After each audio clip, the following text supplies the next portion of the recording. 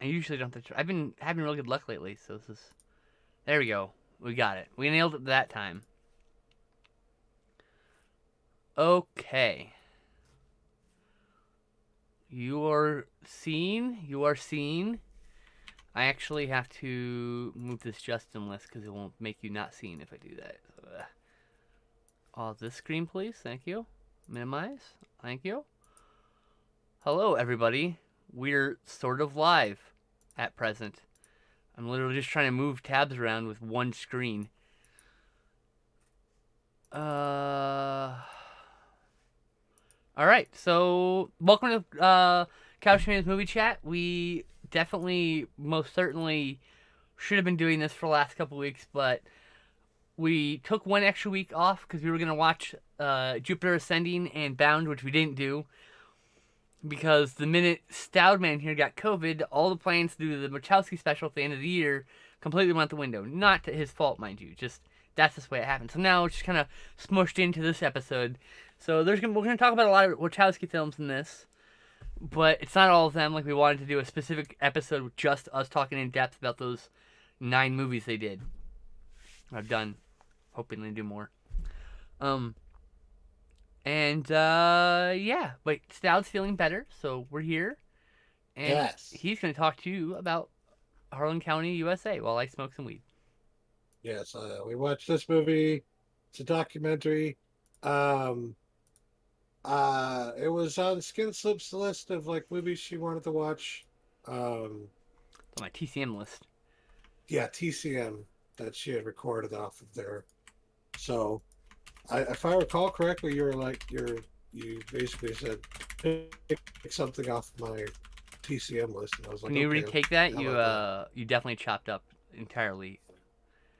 Say that line Well, again. I heard myself, but Congrats. okay. No, I heard myself on your stream. There was a But glitch in your mouth. Like you literally just retake the fucking line. Jesus. I don't know exactly what I said. But anyway, Re-summarize it. It's fine. Skin Slip.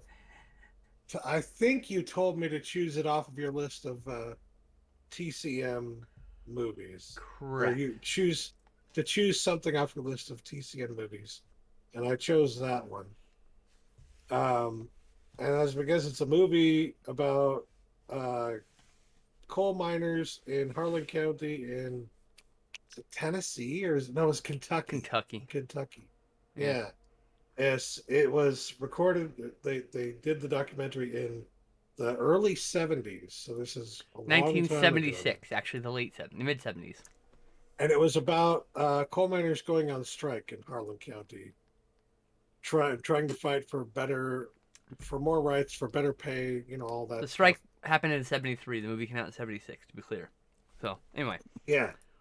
Um, the reason I wanted to watch it because, well, I'm a big lefty. I'm a big nerd when it comes to lefty politics I'm a fucking and socialist. progressive politics and stuff like that.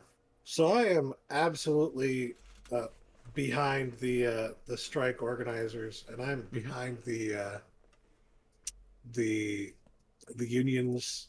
I think unions are ultimately a good thing, but like one of the things they show in this documentary is that the problem with unions is that there's always somebody in charge of the union who you vote in charge of the union, and that person, like any person, is corruptible. So all you have to do if you're the big business guy who has to deal with a union is to pay the person I have often who said that, uh, who uh, is in control of the union. what's the word I'm Yeah. looking for?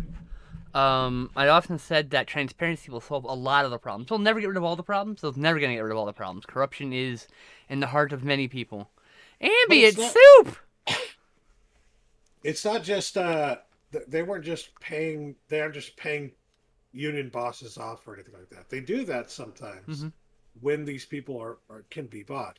When they can't be bought, another thing happens, which is also shown in this documentary, Mm-hmm. which, well, they subtly imply about what happened and why it happened, but it's Because they pretty can't say fucking explicitly, clear. because they'll get sued. It's pretty fucking clear that there's a reason that that one of the people who like was running for election to be the next boss of the union boss. The next president of the union.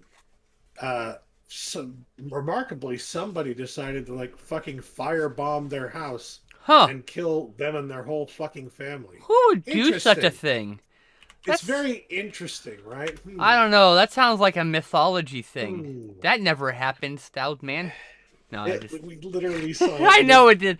I mean, documentary. It happened. they threatened the camera crew when in one part later in the film. Like they Yeah, literally threatened them with physical violence and talked about murdering them while they were being recorded. And then they found out they were being recorded and they drove away. they yeah, it's they called them gun Wrecker. thugs, and the reason they called them gun thugs is because, as you can see in this documentary, these motherfuckers literally drive up in their trucks with guns, and sometimes Does it remind you? sometimes they would just brandish them and threaten people. Mm-hmm. Other times, literally just start shooting at them Does while they're picketing. does the whole gun thug thing remind you of a certain case we had recently about a person who definitely shouldn't have gotten off? A certain R word last name person. He was basically doing that in another state during a No, protest. I don't know exactly. Rittenhouse. I was trying to say Rittenhouse. Oh, He was basically a gun thug, right? Like he took his gun. He was more or less, but that wasn't about no, unions or. no, but it was a But it's protest. That's basically the same yes. thing. You know, in the end. I mean, Oh shit! Time out. Time out. You- Hold on. I had my monitor just start flickering. I don't know if it's gonna start swapping screens, so hold on. I gotta make sure everything's gonna be fine. Why is that over there? normal. Will you turn on? This monitor takes so long to turn on. I fucking hate it. Well, we're still here. You're good to go. Fuck, what a technical issue. I mean, yeah. Whatever you think about Rittenhouse and whatnot, it is true that he did You go to know, a place with a gun. with a gun, and yeah. If You you know. look at the facts of the situation, it does seem very I'm saying it's very similar. I didn't say it's the similar. same thing. Yeah. I shouldn't say it's the same thing. It's very similar. It feels. Yeah. People given Interesting, power, man. it's almost like they breed that kind of mentality in people so that they'll do these things. And the thing is, they still, to this day, use a lot of the same tactics. Maybe not as, threatening, like Ugh. literally killing people, as They is might. I don't shown know. in the documentary. Somebody actually gets killed over this shit. Yeah, and their And family when gets killed. I it's think. only when Yeah. somebody gets killed that they're like, okay, we got to stop all this. We'll agree to whatever stupid demands you have for the moment being, and then right after that they buy off the union boss, and My only nothing problem ever changes. with strike people is they will threaten the lives of scabs, and I think that's bullshit because those people are also just trying to make money. They shouldn't cross the picket line, but when you're desperate, you're desperate, and they shouldn't face physical violence because they need to feed their family. I mean, I get it, solidarity and all that, but not everybody can be solidarity. They have to feed their family above all else, right? Like, I don't know. Guess I'm too squishy. I'm willing to admit maybe I'm too soft for leftist nonsense. But what annoys me, or what I wouldn't say annoys me, Not saddens me, nonsense is just stuff. knowing that like this hasn't changed. So much Oh. of what we see in this documentary Here's has what I not wanted to changed say. even a little bit. What it seems to me is left wingers will scream fascism, but they will use fascist tactics to stop people from just making a living, even though, yes, they are crossing a picket line. But once again, those aren't the people you should be mad at. The company's the one you should be mad at. That's the. Oh yeah. Yeah. Well, that's the classic. If I don't know if you've seen the political cartoon, it's been done a million times, but Mhm. it's basically like, three people sitting at a table. Person on this side has no cookies. Person in the middle has one cookie. Mm-hmm. Person on this side has all the fucking cookies. Yep. And the person on this side whispers to the guy in the middle and With says, one ticket, one cookie. "Hey, Yeah. that guy with no cookies is trying to take your cookie." Which is not And how. that's Yeah. what it is. Is basically Exactly. the rich people trying to fucking get you to betray your own class, essentially. Like, you have one cookie, they have none, so therefore you should be more concerned with the person who has no cookies than the person who literally has all of them. Right? It's like, that's what I'm saying. It's like, just I don't have a problem with like vandalizing equipment. I had zero. I think that's actually very cool shit. Fuck the corporations. They got insurance.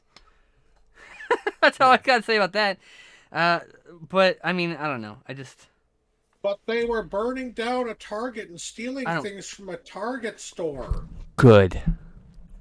It's a major corporation. They even said like we can afford to fucking Yeah. to take care of this. It's okay. And Raptor points Oh out this is no, our 20th episode, by the way. my quote unquote small business. Target is not a No, small it's business. not. But what Anyway, about all the other small businesses? You know back what? to the movie. We were on the leftist politics a little heavily. They also, the small businesses, I just wanted to point out, also would say like, yeah, it really sucks what happened to my business, but I A don't have lot a of them, yeah. problem with what they're doing. And most people don't loot from small I understand businesses, when they to did be that. fair. Yeah, It happens. I mean, like, shit happens, But, like, but when if it's a fucking Kmart, I don't give a fuck. I don't care. yeah. Excuse me. In terms of the documentary Harlan County, USA, so much of what you see in the documentary has not changed in several decades. Oh, and this movie And launched Barbara Koppel's career. I almost forgot about that. This is the thing, her breakout movie. uh, so it's kind of almost a little bit depressing to see because it's like you would hope that something had changed in all that time and nothing has. Yeah. But yeah, it just goes to show, and that's honestly why I think it's an important one to watch even now because it's Mm-hmm. like all these things are still relevant. It's sad that they're still relevant, but they're still extremely relevant. It shouldn't So be still relevant, but it is. It should be a archaic piece because of it's past, still because it's still relevant and important, I think it should be taught. I think it should be something that people watch at Absolutely. least once in their life, I mean, just unless so that things they can change, then understand both sides of the fence and see how like one side of the fence is definitely like using all kinds of slurs and trying to kill people, and like the other advocating side of the for those fence is things. just Yeah. trying to fucking survive. Uh, yeah, it's and I think about like the way they've gone about trying to stop unionization has changed a lot. It's not so much gun thugs as it is, you know, basically indoctrination the second you get a job. And anybody who has ever had a normal basic job in like a Walmart or something like that in the service industry, Free you time fucking know target. exactly what I'm talking about. The second you enter the job, before they let you do anything, they sit you in front of a television where you were indoctrinated at least once or twice during that time. Quote unquote. If you ever see any union organizers, Yeah, that. shouldn't listen to them. You shouldn't, pay Talk to your attention to them. bosses immediately, they say. Yeah, tell your boss. Yeah. That shit I don't like. Like, don't tell your fucking boss. Fuck your boss. Your boss ain't on your side. Being nice to your boss will do nothing but make you get the short end of the stick in the end. They don't care about you. They care about their careers. Their But bosses. the way they get around it is different, but it's all for the same purpose, which is to keep you from being able to earn a living wage, which is fucking. Anyway, this was Barbara Koppel's like first documentary. It was a breakout hit. I think it was an Academy Award winner, or at least nominated. It's incredible. It's an incredible documentary. I highly recommend it, especially if you're into this, It's really good. into these politics and stuff. We launched the episode off with the politics to like get it out of the way, because we'll often just sometimes get sidetracked for 15 minutes in politics. But that's why I like this show, and why I don't edit the show per se. I want to edit some of it in the future, but I will always leave a tangent in because it feels like you're having a conversation with somebody. Yeah, she asked me before, like, what do you want to lead off with that you think you could go on for at least 5 minutes about without stopping? And I was like, oh, Harlan County. Harlan County. He's like, "Oh, I don't know," and then he like was like hemming off for like 2 seconds. And, oh, I found it, and now it's been 15 minutes. So Anything else you have to say about the movie as opposed to the politics? As Um, much as I agree with you on, on like almost everything. it's just like, well, it's well shot, but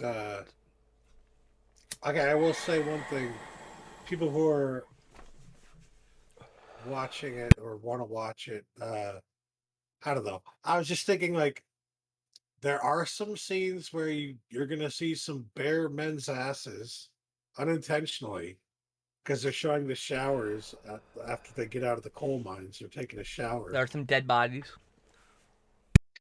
Well, I don't know if they showed the dead bodies, but they do show like some of the I gore. So, distinctly saw somebody under a sheet being carried away, and that oh counts. yeah, yeah, and there's you see So some of the gore too. yeah, you see Yeah, some of the like blood and whatever else left over, but like viscera. Mhm. viscera, yeah.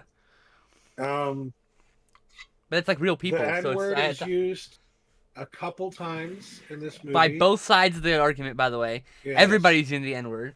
Now, to be fair, the one on the people on the picketing side, the people who were picketing there were actually defending the guy, but they still use the word in It doing was still so. And inappropriate even at the this is time the for them to use early the word. 1970s, so we're clear. Yeah, it Like, was very common to use such and it's inappropriate things. Kentucky, and Yeah. it's Kentucky. I mean, it doesn't change the fact that it was inappropriate It even doesn't then. make it Yeah. good. It's just like But I'm just that's your saying content warning. If those that's a things, part of the yeah. country where like there were entire cities where like black people, it's not like they weren't allowed to live there, they were just like sundown towns even Yep. then, like, Yeah. yeah. I mean, like there was an article that I read like I don't know too long ago. There's actually still some sundown towns out there. Hmm. One of them in California, I'm oddly just enough. reminded of this. There's this special that Oprah Winfrey did in like the late 1980s where she went to this town where like no black people had lived in like 50 years or something like that, and Mm. she was talking to the white residents about why they don't like black people there. And in this special, they openly, to her face, used the N word multiple times. Multiple times. And they were quote unquote being respectful, but they just kept using it over I and mean, over and yeah, over they and over did. and I over mean, and over. they were defending the guy, but like, This was the yeah, late it's just 80s, too. This was the yeah. late 80s. Hmm. So, yeah. And that wasn't like it seems like it's a long A time ago. lot It of really white people wasn't that think long that that like slavery and racism ended 100 years ago, or whatever. It didn't. None of that. It's still all happening. It's just been ago. obfuscated behind things. You can go on YouTube right now, and there's this video of it's just like audio recordings that were done in the 1920s, I believe, and they were audio recordings of former slaves that like had been slaves in the 1840s and 1850s, and they were in their 70s and 80s in the 1920s, and they were being interviewed and asked about their experiences as slaves. Yep. You can go on YouTube today and listen to what actual slaves thought about their lives, their early lives. So Gee, I would expect they it's did not not that far characterize it. removed. It isn't It's that not. far. It's not. And like I said, slavery still happens. It's still a thing. Mhm. Racism's still a thing.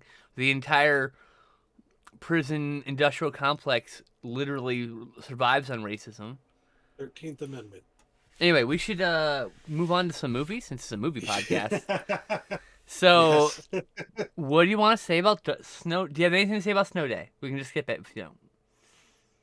um, it was better than Jack Frost, It but didn't only stand up marginally. though. It didn't stand up. It didn't stand the test of time. I remember enjoying it back in the I day. was severely disappointed when you told me that it was originally intended to be a fucking Pete and Pete movie, It was. and I now feel that I have been cheated out of a Pete and Pete movie. And I'm so pissed off about that. That's unfair and unjust. Okay? Snow Day could have been a Pete and Pete movie.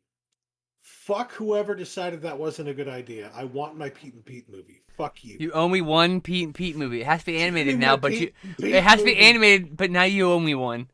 I don't know. I gave Snow Day like a 3 out of 10. Like I did not like it. it was never gonna be watched again by me. It wasn't bad. I It's had like a nostalgic 6 out of 10 vibes. for me. I had nostalgic vibes, but it couldn't save some of the content, which is really a little cringy at times. But you Yeah. know, Darkness Falls. You want to say anything about that? It's a Tooth Fairy one. Darkness Falls. Let me see if I can remember that one. Tooth Fairy. Tooth With all the Fairy. jump scares for no reason. The same jump scare over Oh and over God. again. Yeah. Yeah, the same one where they pulled the guy back. Like Yep. it's literally the same thing over and Yep. over again. The Tooth Fairy comes in and pulls the guy back, and it's just the same special effect every time. They're on a wire and they're being pulled back. It's Look, just this is the kind of exploitation we're talking about. There is 11-minute credits in this movie just to pad the time out so it can meet the minimum requirement to be exhibited in theaters. Okay. I will say it wasn't poorly shot. I didn't think it was a bad idea for a horror movie. I kind of honestly liked certain aspects of it, but it wasn't good. It's like a 6 out of 10. It's just Look, Steve Wang, the effects guy, he did an interview and he talked about how the monster originally was supposed to be an angel of death and it had really cool makeup with Doug Jones, but that character was cut from the movie in pre-production for the CGI thing that we saw. not fair. I gave this a 5 out of 10. I really enjoyed this. But understandable for the time period. I enjoyed this as it's like junk food. It's junk food. It's like it's totally predictable. The acting was okay. I like some of the atmosphere of it. I'll put it that way. There were certain scenes. Emily that, Browning's in it randomly. they were shot like the same way that that Unsolved Mysteries in the '90s was shot. Very. And I love that atmosphere. So, But yeah. like we said, there's a repetitive scene where everyone gets attacked, and it's literally the same shot. Ooh, surprise! Pull away from the camera. Ooh, jump scare! Pull away from the camera. Like it's over. It's repeated over and over again. So I only gave it 5 out of 10 because I didn't hate it. I liked the concept of it. I liked the idea that it was this the vengeful spirit of like a lady who this town lynched for being a witch or whatever, and she's taking revenge on the children. That was a cool concept. Yeah. Which Could have been done much better. What absolutely. What I think is best about this movie is that it inspired me to watch the next movie we're going to talk about. They.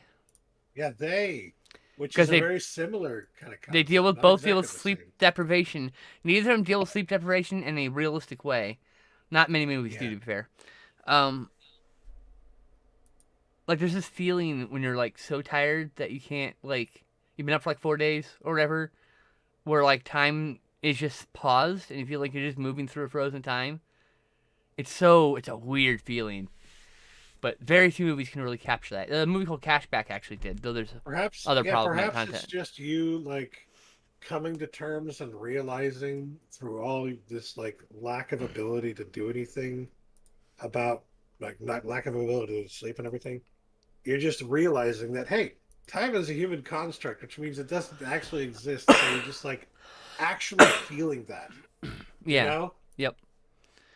So yeah, this is a movie that was it was produced under the it was distributed as Wes Craven's They, but he had nothing to do with the movie, to be clear. It's about Listen, I these. fell for that marketing hard when it first came. Me too. I mean, me too. So here's because I was a teenager. I was like Yeah, 21, I think, at the time. Like, so what happened? The thing about this is a bunch of people who have had lifelong sleep paralysis nightmares, something I deal with myself, and it suggests that perhaps the demons in our sleep paralysis are real and they live in the shadows and they can do things like control battery charges and electricity and also darkness. It's kind of weird, but the monsters are really cool when you see them. We got to see it in high def, something I didn't like. I saw the movie in theaters. I thought it was decent, right?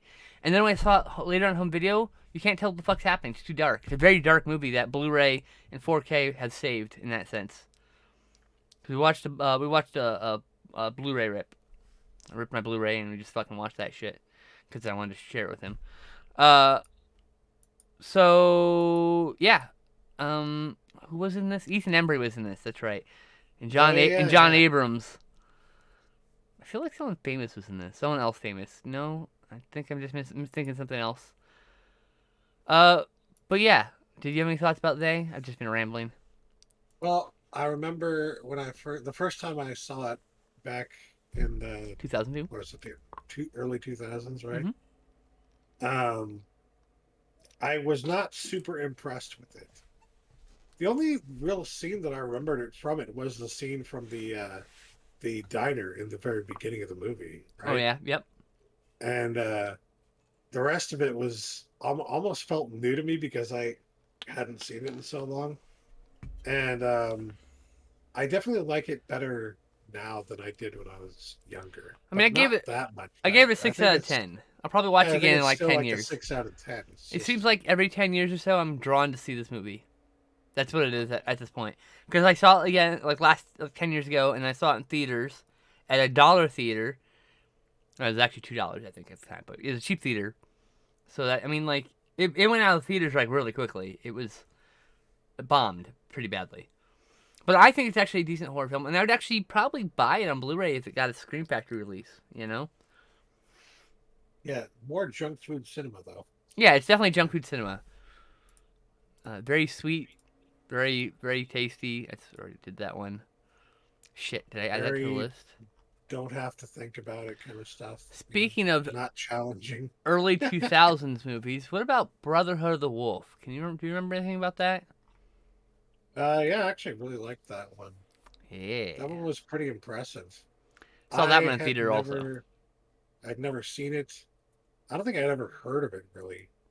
Um, We watched a director's cut to be specific. it's got a name that definitely sounds familiar, right? Hmm. But then you start watching it like, wait, this is like a period drama. What the fuck is going on here? So And it's God. it's directed by Christoph Gans. He did the Silent Hill movie, and he did a segment in Necronomicon. He did Crying Freeman, the live action one, and he did a French Beauty and the Beast that we're probably gonna end up watching. So I've been wanting to see it for a while. So, but I Yeah. mean, you'll know he's notable for doing Silent Hill after this. Um, I was pleasantly surprised by this. I felt like they did a pretty good job of like making it feel like it was a different time period. Making it feel like it was what was it, the Victorian era, I think. It was 1800s, 18th century France. Excuse me, wrong one. That would be the 1700s, Okay, right? no, Isn't that how it okay, works? yeah, It's like um, where the 20th century is 1900. yeah. Yeah, okay. Nope, checking. Um, so the concept was like interesting too because it's like it's not just a period drama. It does have elements of like horror to it. It's It's a horror film, at its 100%. core, it is a horror film, right? It's a But hybrid genre for sure, but yeah, definitely. But it also it's a horror film set in that time period with like somewhat period accurate you know the trailer suggests. clothing and stuff like that. I do Yeah. have to give one warning. The trailer suggests it's a werewolf movie. I'm going to tell you right now, it's not a werewolf movie. It's still cool. Just letting you know, it's not what you think it is, and that's not spoiling anything. I feel like the trailer's lying to you because nothing in the actual movie makes you think it's a werewolf. It's just the trailer that does that. So Well, that's another thing about this. Like, there are certain elements of the story that you can kind of guess what's going to happen next, but I wasn't able to necessarily pick up on exactly what was going to happen at the end, exactly what the yeah, story was going to be until maybe, I don't know, 30 minutes before the movie ended. So, like, it gave you it a wasn't big one of hint. To those be fair, movies where like in the first 10 minutes you know exactly what's going to happen. That was my problem with what was it, 28 weeks later, is like in the first 5 minutes they basically tell you exactly what's going to happen in the movie. see, I don't care if And a like, movie's predictable because like that, the same structure's been used for like probably 10 other movies in the yeah, past. but So I it's like, find it annoying when they're just like, so here's exactly what's going to happen in the rest of the movie. Like, yeah, I don't know. I'm not really bothered by that. I just want it to be. Uh, give me some reason to guess at what's going to happen. Come give, on. I'd like to just. I don't know. For me, it's the journey. You know. I don't know. Anyway, Brotherhood of the Wolf stars Vincent Cassel, however I say his name, And Monica So Bellucci in an early role. Also Mark Dacascos as the magical Indian trope. He does have. yes, the magical I do have to say that there is a tad bit of racism to and Indigenous there's Americans because Mark Dacascos plays a Mohawk, I believe, or right? Is that correct? yes. He plays There's Mohawk also Indian. Go ahead. the Romanian group. Oh yes, Yeah, Romani. There are Romani Romani. Okay. slurs for Romani people throughout this movie. The G word. Just fair warning about that. Yeah.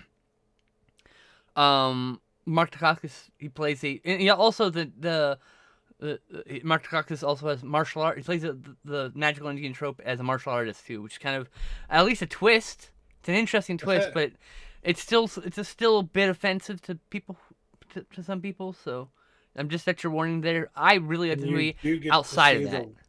you do get to see the white savior Yeah. trope come into play as well. Yes. It Correct. has its issues, And but that's it's why I such a docked it a well-told story that I full can't beat you star. dead. I docked it a full star for the racism. Yeah, like it would be an 8, but it's a 7 because of that. Like, Exactly. Precisely why I did it. I still recommend seeing. It's a good movie. It's just gonna leave a slightly bitter taste in your mouth with all those There's a bit of a bitter terrible taste. tropes. It's a bad taste a little bit. I mean, it could leave a bad taste. Not everybody's bothered by those. Some people can recognize those things and then just let the movie be Yeah. itself, right? No, and there's no shade against anybody. That's how people are, you know. That's just Like, a well, different. that's fucked up, but well, that's It what was, it is was what it is. someone that was a French person's understanding from probably pop culture that was exported from America. You know what I mean? So it's like I can't get mad at him because he maybe only been exposed to that pop culture sliver of indigenous American culture, right? And so, like, who's failing at that? That's Americans failing ultimately for portraying them like that to begin with, for him to see Yeah. that and get that trope. But that aside, Monica Bellucci, Vincent Cassell plays the bad guy, and he is so good. And my favorite bit of trivia is he turned the roll down several times until, oh yeah, there's a trigger warning. There's incest in this movie. And Oh, yeah, the yeah. reason Vincent Cassell took the role is because incest. I don't know why. That's a bit of trivia, but it's literally on IMDb. I am not making it up. I read the IMDb like near the end of this movie. I'd already seen this movie like more than once, so it's like I had the DVD, which I never watched actually, but I had watched it one other time on television. It was on Sci-Fi a few times back in the early days. So I'm going to give the caveat to what I'm about to say, and the caveat is this: I need to rewatch Silent Hill again. We should do that for the show. But, as it stands right now, I actually like this movie better than Silent Hill. I think it's a better movie. I mean, in all regards. Silent Hill's not streaming anywhere, so we'll have to figure that out. Yeah, should probably just buy it. Sure. At that point, it's like I'll pay $3 to rent it, and then like I'll know if I want to own it or not. I'll just rent it. We'll watch it, and I'll either hate Well, it. the nice thing or about like it's got a Scream Factory release, right? Yeah. So if at you some like point, it, you buy it, and then at some point, it's probably going to go out of print, and it's going to be fetching at least as much as you paid for it. So we talked about this during Brotherhood of the Wolf, but like I saw Silent Hill when I was living in Ventura, California. While I was in film school, and I went with all my film school buddies and my ex-wife. She was my wife at the time. And we got out of the movie at like 2:30 a.m. because we went to a midnight screening because we were excited. They were excited. I had no love for Silent Hill. I'd never played it, but I wanted to see a horror movie with my friends at midnight. That's fucking cool. So we went and saw it and got out. The movie was I remember being okay. But the coolest part is stepping outside and there's fog so thick you can't see more than 5 feet in front of the car. And we're driving and we get on what we think is the on-ramp and we're driving and then suddenly we realize this isn't even finished. We're on the under construction on-ramp to the off-ramp to the other side. We were going up the wrong ramp and on the wrong side and it wasn't even fully constructed. So we we just very creepily all creeped up and then just turned around and went on the freeway. We just did a U-turn onto the freeway. I mean, It was nobody. Oops. Yeah, oops, exactly. Like Yeah. fog so thick you couldn't see, and it was too late. And it was like, okay, well, we're here. It was the Lucky, speed moment, but at night and with fog, and not a bus. not a bus, and way under 88 miles an hour. We're doing like 8 miles an hour. I think that was a 55-mile-an-hour one. Was it? I Speed. haven't seen Speed in 15 years. We could do a rewatch of that too. I'd be fine with that. Oh yeah. There are certain lines. I love. What's his name? Why can't I remember your name right now? I love you so much. The guy who did Easy Rider. Dennis Hopper. Oh, Dennis Hopper. Thank you. You're welcome. There are certain lines that Dennis Hopper says in Speed that just I still to this day quote randomly. Like pop quiz, hot shot. What do you do? Well, yeah, and He's just so corny and amazing in that movie. All right, next That's when he movie, launched Keanu Reeves' action career. Anyway. Nightbooks. Nightbooks. This was a pleasant surprise. Wait, Yeah. he chose Nightbooks. I mean, like the poster made it look like it was a Goosebumps Part 3 or whatever, right? Also, who's that lady? Kristen Ritter. She's the evil witch in that movie. It's basically a reskinning of Shahrazad, the 1001 Nights of the 1001 Nights, where this kid is in an apartment and he has to keep telling new stories to the evil witch every night, or he dies and he has to entertain her. It's the same thing. It's just reskinned, Yeah. but it's very well executed, and I thought the child actors in this were excellent, which is often hit and miss with child actors. So. Yeah, I wanted to try something that was, I didn't know anything about the movie. I didn't know what I was getting into. It just kind of sounded good based on the, back in the day when you're in the fucking Blockbuster or, your local video rental place, sometimes you just fucking take a chance. You're like, this looks interesting. You read like a sentence or two of the synopsis. Okay, I'll give it a shot. That was Nightbooks for me. Yep. And it did good. It didn't disappoint. It was pretty good. Yeah, it wasn't like the best thing ever, but it was pretty good. Yeah. It does in fact feel like a Goosebumps film, but a little bit more mature. There's a lot more harder material. It's definitely a PG-13. It feels like. It's more fantasy than it is horror, I would say. Yes. There are elements of horror, but it's he's telling scary stories, but yeah. But yeah, I gave that a 7 out of 10. I thought it was like pretty solid. Yeah, 7 out of 10, 100%. And that's the guy who did Brightburn, which I still haven't seen yet. I still need to see that too. Yeah. I hear it's pretty fucked up. How about? Do you want to talk about End of Days? End of Days. We can skip it. Arnold, one of his better movies, I think. I mean, what I would say about End of Days is that, okay, yeah, there are a few things I could say. Okay. One, I like that Arnold Schwarzenegger is playing a character that is, he's eating all this fucking trashy food that Arnold Schwarzenegger would never in a million years eat. Right. And he's like, he's like fucking, in the beginning you see him put like half a pot of cold coffee and some, like a last night's pizza and some other fucking shit and like some Tylenol and booze and shit like that, all in a blender, and just blend it up and start drinking that. Just chugs it. And you're like, ugh. Yeah, and it's just like, there's no way I guarantee you they switched that out for like a fucking protein shake, because there's no way in a million years Arnold Schwarzenegger is actually eating that swill. No one would want it. No one would eat that swill. That sounds disgusting. Yeah. It looks disgusting. Like, it literally looks like This is garbage. Arnold Schwarzenegger in the 90s when he was doing his huge fucking health kick and like getting everybody exercising and everything. Yeah. There's no way. But yeah, I mean, he plays a character called Jericho Kane? Jericho Kane. That's right. Jericho Kane! You have to board the Mega Blimp. Is it Jericho Kane? Yeah, Jericho Kane. He's aboard the Mega Blimp. Which from Super. That's from Southland Tales. They keep. He also has a character named Jericho Kane in it. But he's like suicidal and an atheist. He lost his wife and kid in a home invasion robbery that was likely a reprisal for something he did as a cop. He retired from the force, became a private investigator or protector guy, or maybe he's a bodyguard. I can't remember which, but yeah, That's my only main problem with this movie is it's propaganda for fucking Christians. Or, well, propaganda. Catholics in this case. When I say Propaganda. not propaganda, It is that propaganda too. for Catholics.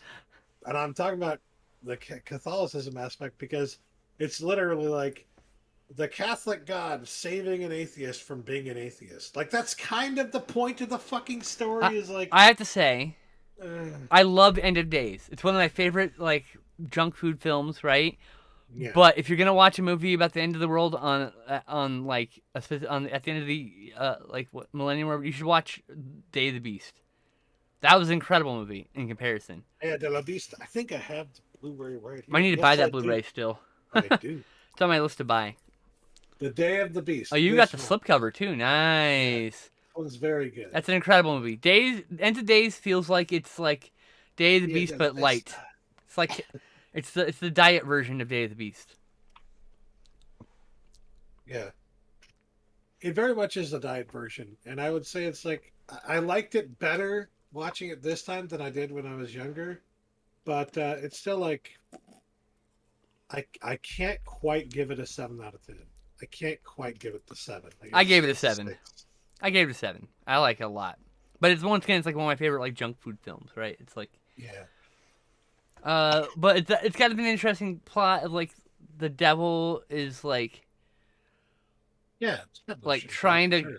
yeah, he's like I'm mixing up that and Stigmata. 1 second. Oh. Like the devil's like I can't remember what the fuck the devil's trying to do in this movie. Was He's trying to get the girl, right? The girl she like is the like, one who's gonna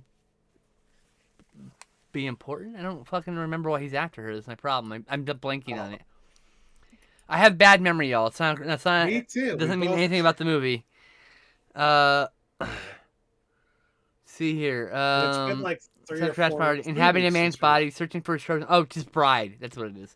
To be, so he's supposed to Oh yeah, knock her up and put the Antichrist inside her. That's what it is. Anyway, it's of course, it's in 1999 December, at the end of the year. It's just like there was this era of like from like I'd say like 97 to like 2003. There's this window where there's just like this end of the millennium like pop culture post-apocalyptic type vibe to some I would movies. say it started even earlier than that. Like Strange Days kind of played on that I too, you know didn't it? what, you're right. Strange Days does play on that. And it's like 93. It really does play on that. But like that Yeah. and End of Days and Stigmata are all in that post Y2K punk post punk type phase where it's grungy and everything's dirty and everything's downtrodden and the world's gonna end. Anywhere there's like a fucking a year that has some famous prediction of the end of the world, there's always gonna in the years leading up to it and a few years afterwards, there's always going to be movies and books and whatnot that are novels, I would say, that are trying to play on the intrigue around that. Like 2012, right? Like the world was supposed to end in 2012, and before the year 2012, what do we get? We get a movie called 2012 about the end of the world. Right? I mean, Um. you know. So yeah. Derek Kane is an atheist, and I like the idea that the atheist has to believe just enough to defeat the devil. But in the act of being able to defeat the devil, he's become a born again Christian too. But Yeah. but I like the end of I like the end fight. I like how everything goes down. I think it's really fucking cool. Uh, it has bad reviews. It has like so many bad reviews, and I don't understand. Its average is 2.6, and I'm like, y'all are wrong. There aren't really any like super cheesy lines, I feel like, from Arnold, which is a good thing because during that time he had a lot of fucking movies that he did where he just got some really Yep. stupid lines, which have now lived on in memory, in infamy, I should say, and everybody like has joked about those lines a million times now. But Yep.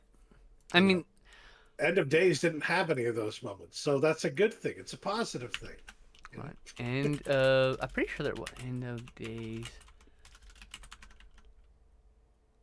I'm curious. I think there's got to be like one, right? Come on.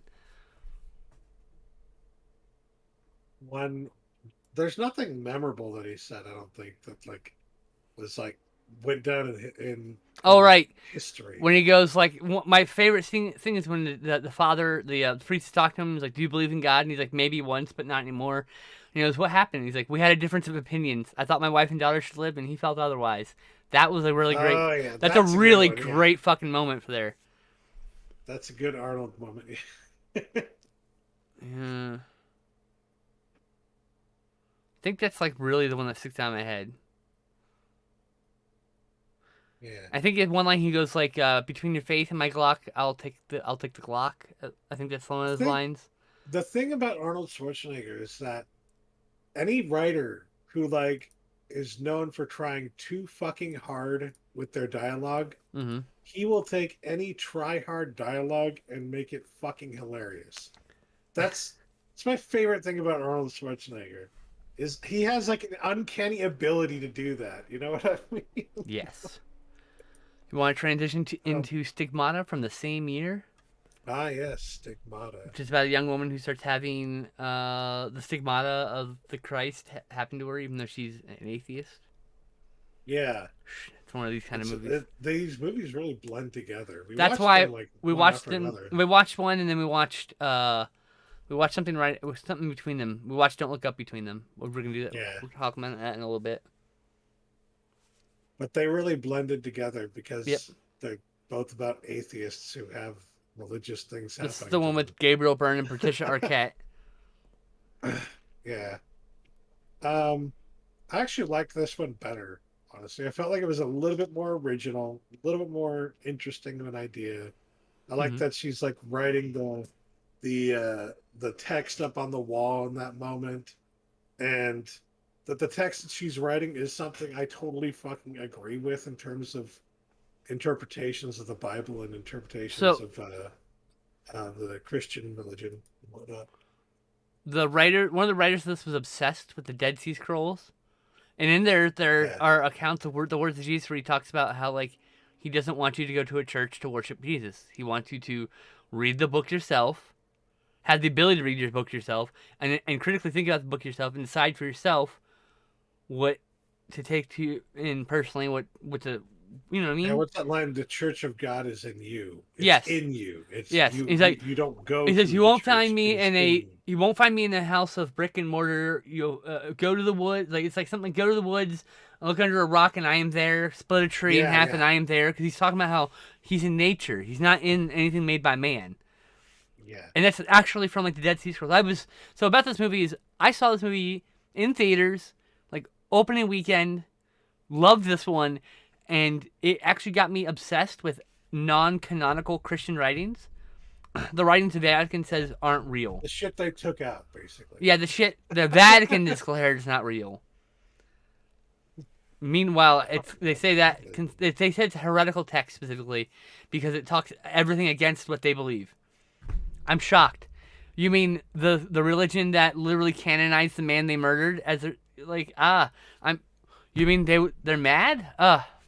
Anyway, I really like this movie. Yes, I agree. This is a 7 out of 10 also for me. Yeah, 7 out of 10 for sure. This also I feel like had a it had the Scream potential to Factory. be an 8 out of 10, but yeah. This had a Scream Factory, but it's out of print and goes for like $300 now. I'm sad. I wanted to own it. See, that's the point, though. Like, Mm-hmm. why wouldn't you get Silent Hill? Just get it, and then when it goes out of print, sell it. Because Even if you don't like it. I don't buy things to invest. I don't buy things with Sure. the idea to But sell it's them. not just an investment. I don't buy them I don't buy a single thing with any hope that I can at least recoup my money. That's one way to feel really disappointed about the thing you bought. I only buy things I'm just excited about buying. Well, Very simple. sometimes I will buy things like I did with Critters. Like I didn't necessarily really want Critters, but I wanted to watch the Critters movie, so I got the box set so that we could watch them. And I got it thinking if I don't like these movies, I can just resell it because it's shit in the Scream Factory and somebody will pay at least half of what I paid for it. See, that's just So I don't know. That's the kind of stuff that I don't really like in collecting. That's the kind of stuff that creates that collector's market that doesn't need to exist. You know? I don't know. It's just I really don't like the idea. I have tons of movies I'm just gonna sell when we move out. But like, I bought none of them expecting to sell them. I bought them because I wanted to see the movies. I wanted to watch the special features. You know. well, that's just it though. Like I bought them because I wanted to watch them. You know, But I never I once just thought I would sell them. I true. never intended to sell a thing. It's So, different. It is. I'm just but I'm at saying. that Like point where I had so many I movies, I did want had to to watch sell. them. I had to sell some because I just had so many movies. Yeah. Start with the dupes, duplicates. All right, so you want to start us off on Don't Look Up, Okay. Adam So McKay film. I wanted to watch this movie because we watched it like about I would say maybe 5 days or so after it came out, Yep, maybe a week. it's about a And week. Yeah, there had been a lot of talk about it already in political circles. I'm a big political guy, and shocker. there are We some talked the first people. 20 minutes of our show about This politics. there were a lot of people who like hated this movie, and then there were a lot of people who like no, you just didn't get it. And then there were a lot of people who loved Oh, the I movie, definitely got it. and there were people who felt like it's okay but not great, and All over the it was place. just all fucking over the place, Most of my right? friends hated it. It's I'm pretty sure. politically as well, all over the fucking place. Adam Um, McKay. Yeah, look, I know what Adam McKay was. I feel like I know what Adam McKay was trying to say, but yeah, I sum up my thoughts like it's pretty really obvious. quickly is uh, Adam McKay sounds like he's coming from the same place that centrists do, and the only thing centrists do is get Nazis into power because you're hemming and hawing on the fence. Just Yeah, choose the side of the moral the side you want and do it because that's the thing about Martin Luther King was saying like the yes, struggles of the marginalized. He didn't use marginalized. I'm paraphrasing. Are constantly endangered and on the line because people sit on the fence of these issues. and let me find the. I love this I'm line in paraphrasing this. because I was changing some of the context, but not the meaning. Like he's talking about specifically black people, but that applies to literally all marginalized groups. All right, here it is. The fact that I must centrists confess that part over the last few years, I have been gravely disappointed with the white moderate. I have centrists. almost reached the regrettable conclusion that the Negro's great stumbling block, this is a quote, don't worry, Yes, in the stride toward freedom is not the white citizen's counselor or the Ku Klux Klanner, but the white moderate who is more devoted to order than to justice, who prefers a negative peace, which is that's the absence of tension, that's it. to a positive peace, which is the presence of justice, That's who right constantly there. says, I agree with you in the goal you seek, but I can't agree with your methods of direct action, That shit. who paternalistically feels he can set the timetable for another man's freedom, who lives by the myth of time and who constantly advises the Negro to wait until a more convenient season. That being And the said, sorry. the Go ahead. centrist still does this to this Yes. day. That being said, I'm not saying that's still a thing. Still a fact. It also applies Yeah. to marginalized people. Specifically, right now, Yeah. trans people are at that center of that rhetoric, that negative rhetoric. People like myself. Yes. Adam McKay's film comes off like centrist film. Like he's trying to say, if we just came together, like where's the middle ground of my fucking existence? That's the part that bothers me. It's like, well, we should meet Republicans now. On what? My death? My fucking death? Think about that. Hello? There's no middle Yeah. ground. I want to fucking live. There's no middle ground. That's it. Mm-hmm. Like, that shit just, woo! That's the shit that'll get me fucking angry. Really fucking quick. Yeah. Centrists. Fuck. Just choose a fucking side. So I hate it when too, it comes but choose a to fucking side. yes, when it comes to Don't Look Up though, My main problem with it is that it was. I'm going to say the fucking phrase from Family Guy. It was shallow and pedantic. It was I shallow don't think it was and pedantic. shallow. I feel very strongly it was shallow because it was very, very easily Oh, you perceptive, know what? You're right. easy I'm to thinking over perceive this. what they were trying to get at.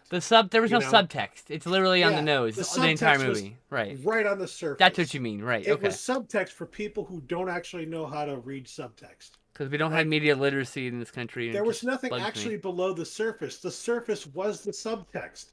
That's my main problem What with this the movie. the whole movie is basically on the premise that everything that's supposed to be funny is actually really cringy. So if you like cringe comedy, you might enjoy this. What I'm saying is like, this is why I say I don't. That's why I don't say this movie's bad. I just didn't like this movie. This movie was not for me. This is not my piece of art. Yeah. I know people who enjoyed this. This because their kind of comedy. Go for it. Have a ball. It's not any more deep than an Adam Sandler film, and I that's think my favorite. I think that's the best Right. criticism. Don't look up at it any more deep than the fucking grown-ups. True. That's it. True. Regardless of And what it's trying to say. I think honestly, it's probably pretty telling that my favorite character in the movie, honestly, is probably Jonah Hill, his character, Playing because I Trump's felt like son. he's playing Trump's son, and he goes over the top with it and is quite fucking funny.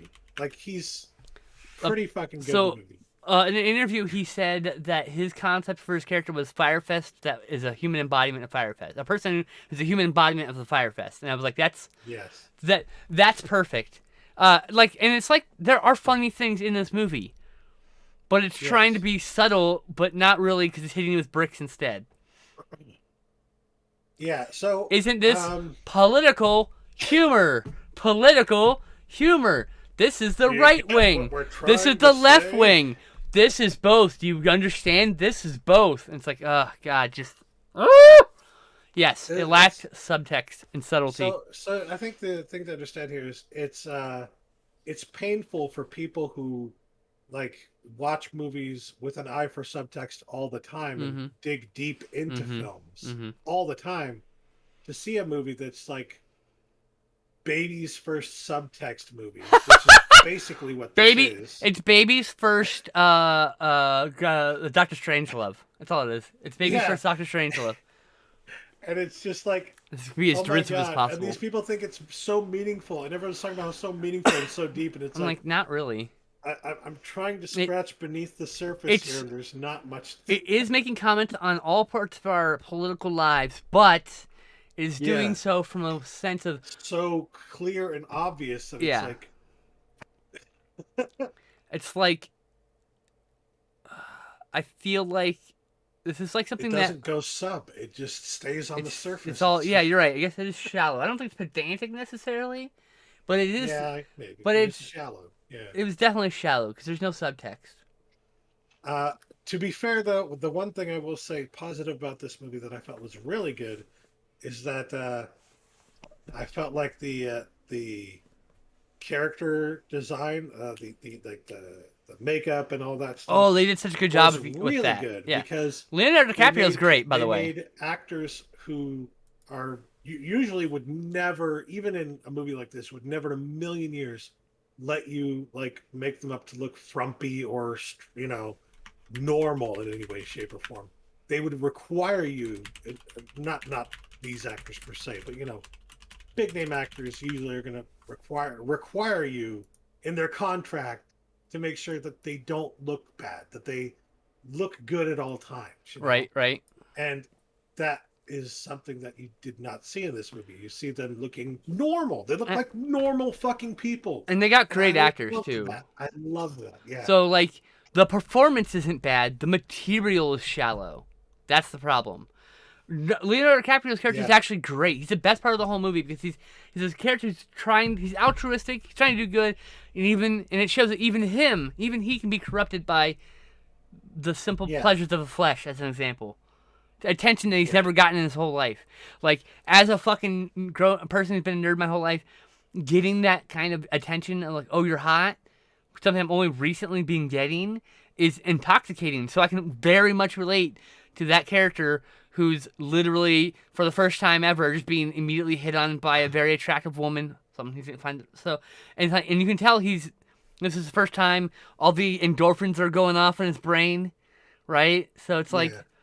that character. Leonardo DiCaprio can't do bad. I don't think he can. He's an amazing actor. He might be whatever you want about his personal life. I don't know anything. I really haven't read anything. I just heard rumors and shit. But like, he's an amazing actor. He is an amazing actor. That's all I can say. He's like he inhabits the role in a way that a lot of people can't. Yeah. What I would say is like if you're looking for a movie that actually requires you to dig a little and to get the subtext and is basically the same concept as this, but you know, I, not as surface all the time. There's a movie called Rhinoceros, haven't seen starring it. Gene Wilder and Zero Mostel from 1974, I believe, and it's very much that. We're gonna probably end up watching this.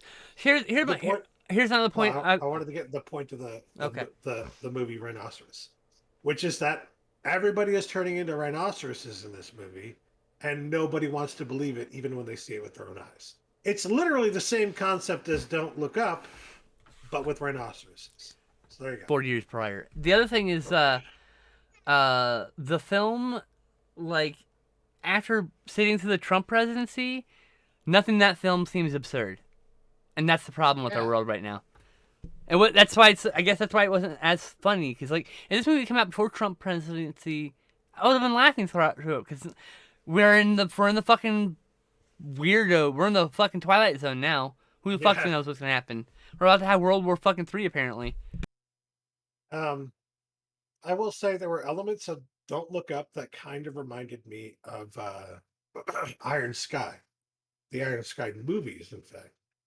But I felt like Timo, what's Venus? I I do can't not remember know his. I don't know how to say his last name. I I don't. can't remember his last name, but He Timo. literally sat here and told us with his own fucking We words. actually talked to this guy.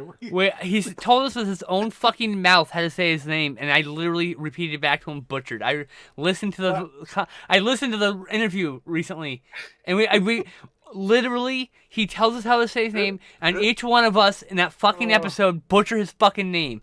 Every single Oh. one of us. Most I'm of y'all so can't even say his sorry. first We're name. so sorry. Most of y'all couldn't even say his first name properly. I got the first name right at least. Anyway. Timo, I felt like he would have been able to do this movie better. He never would have gotten the chance to do a movie like this, probably. But Sadly.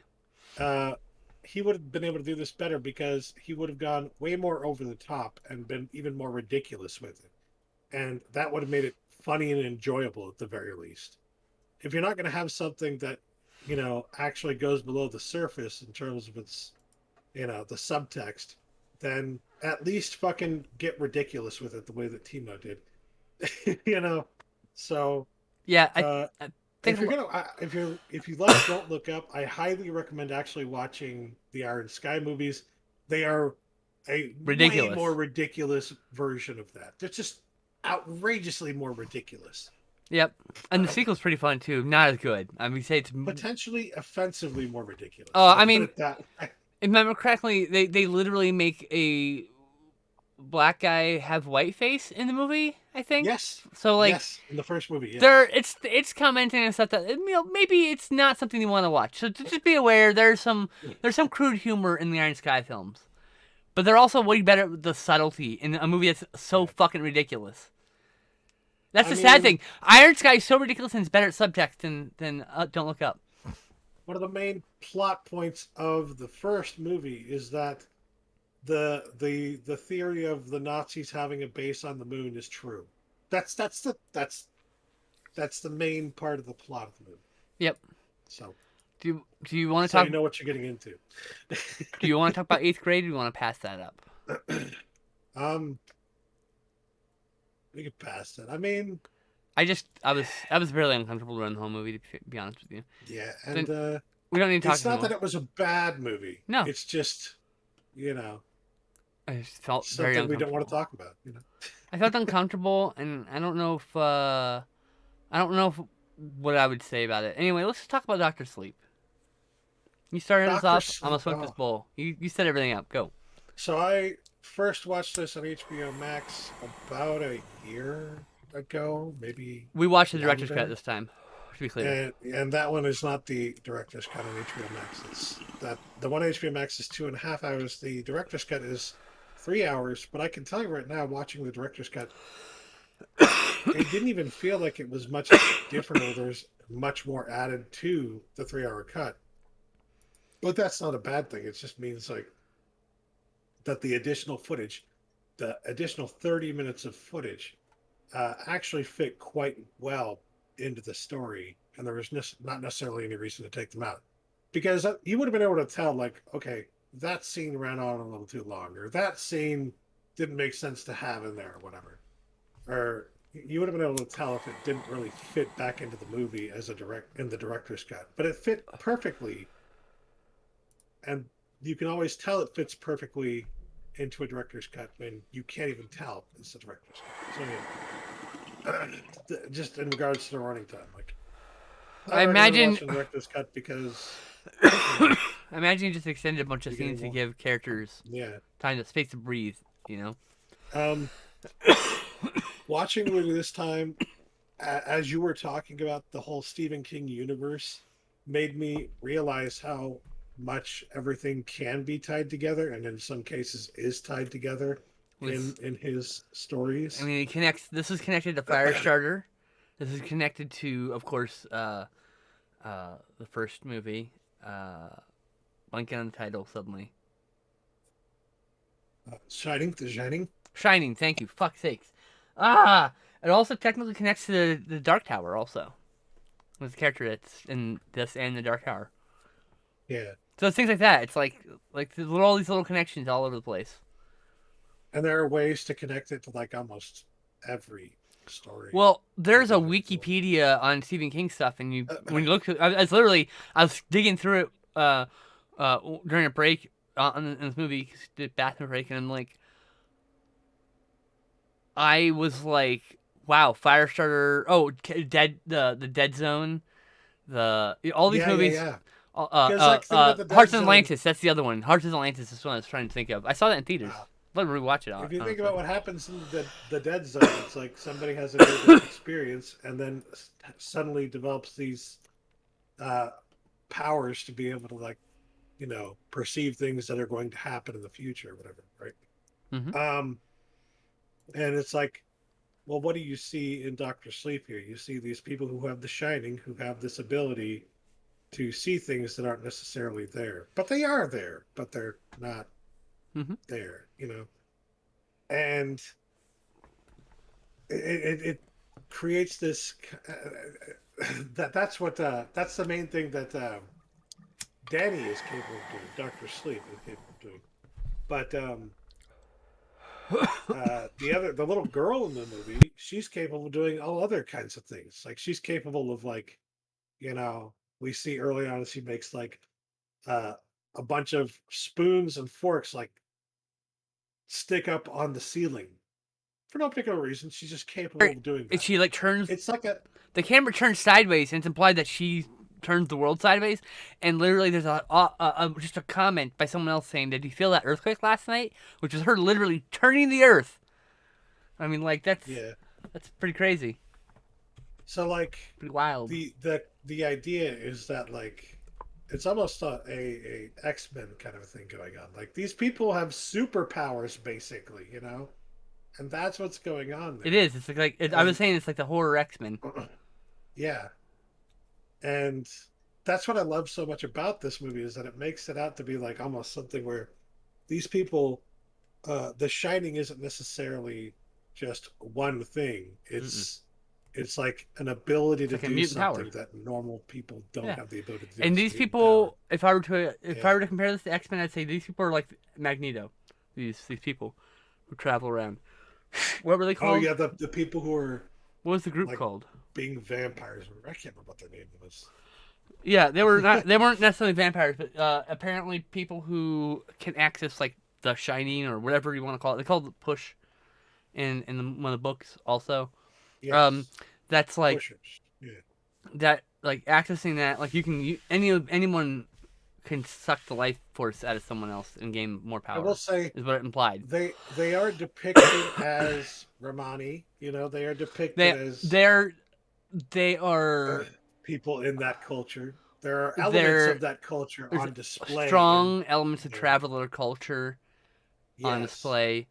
I and when yeah. you factor that into things like Stephen King's Thinner as well, where you literally see somebody from that culture putting a curse on somebody, Mhm. and they're the shown as the bad guys in this case, right? And In that that curse may not case, have been a curse. That curse could have been and a push into his head over and and that they're shown as the bad guys in this story as well. So I will say yeah. it's making me think about like Mr. King. Do you have a problem with the one? Do you have a problem with these people? In this You case, always depict them as in you this depict case, them as evil in some this is way. I would say this is I feel like this is like way less offensive than if it would have been like 10 like even 10 years ago. The way that they're depicting this, Yes, they're very depicted much. like mostly like uh, I want hard to explain like It's not intentionally shown that way in this movie. You no, really it's have to like I'm look not into trying to it and see excuse it like, either. I'm oh, I just see trying what to they're doing here. I'm trying to explain it. It's like Yeah, it's very strongly like implied implied, image right? wise that they are nomadic people who live in trailers, who make their own deals, have their own speak, and so you kind of like it's all like it's veiled, right? He changed all the names basically. Mhm. It's basically in the end it's if you want it's what Romani are the vampires? Is that what he's trying to imply? That's what kind of like you're like Monsters, I think, is what they're yeah, and is so being implied because yeah like it's not the perfect. older gentleman they're talking about, like this Hmm. gentleman, like he's been around since like the 1700s or the 1800s, Yeah, and I think there's even the implication that he may have inspired some of the earliest horror novels, some of the it's earliest horror implied. Yes, stories. it's implied. So yeah, it's interesting. So yeah, I gave this movie 8 out of 10. All things considered, I thought it was a good movie. Yeah, Outside, of course, the depiction of Romani as monsters. That part's fucked up. It probably would yeah. have been a 9 out of 10 if it hadn't been like that. Like I had to like really dock a star on that.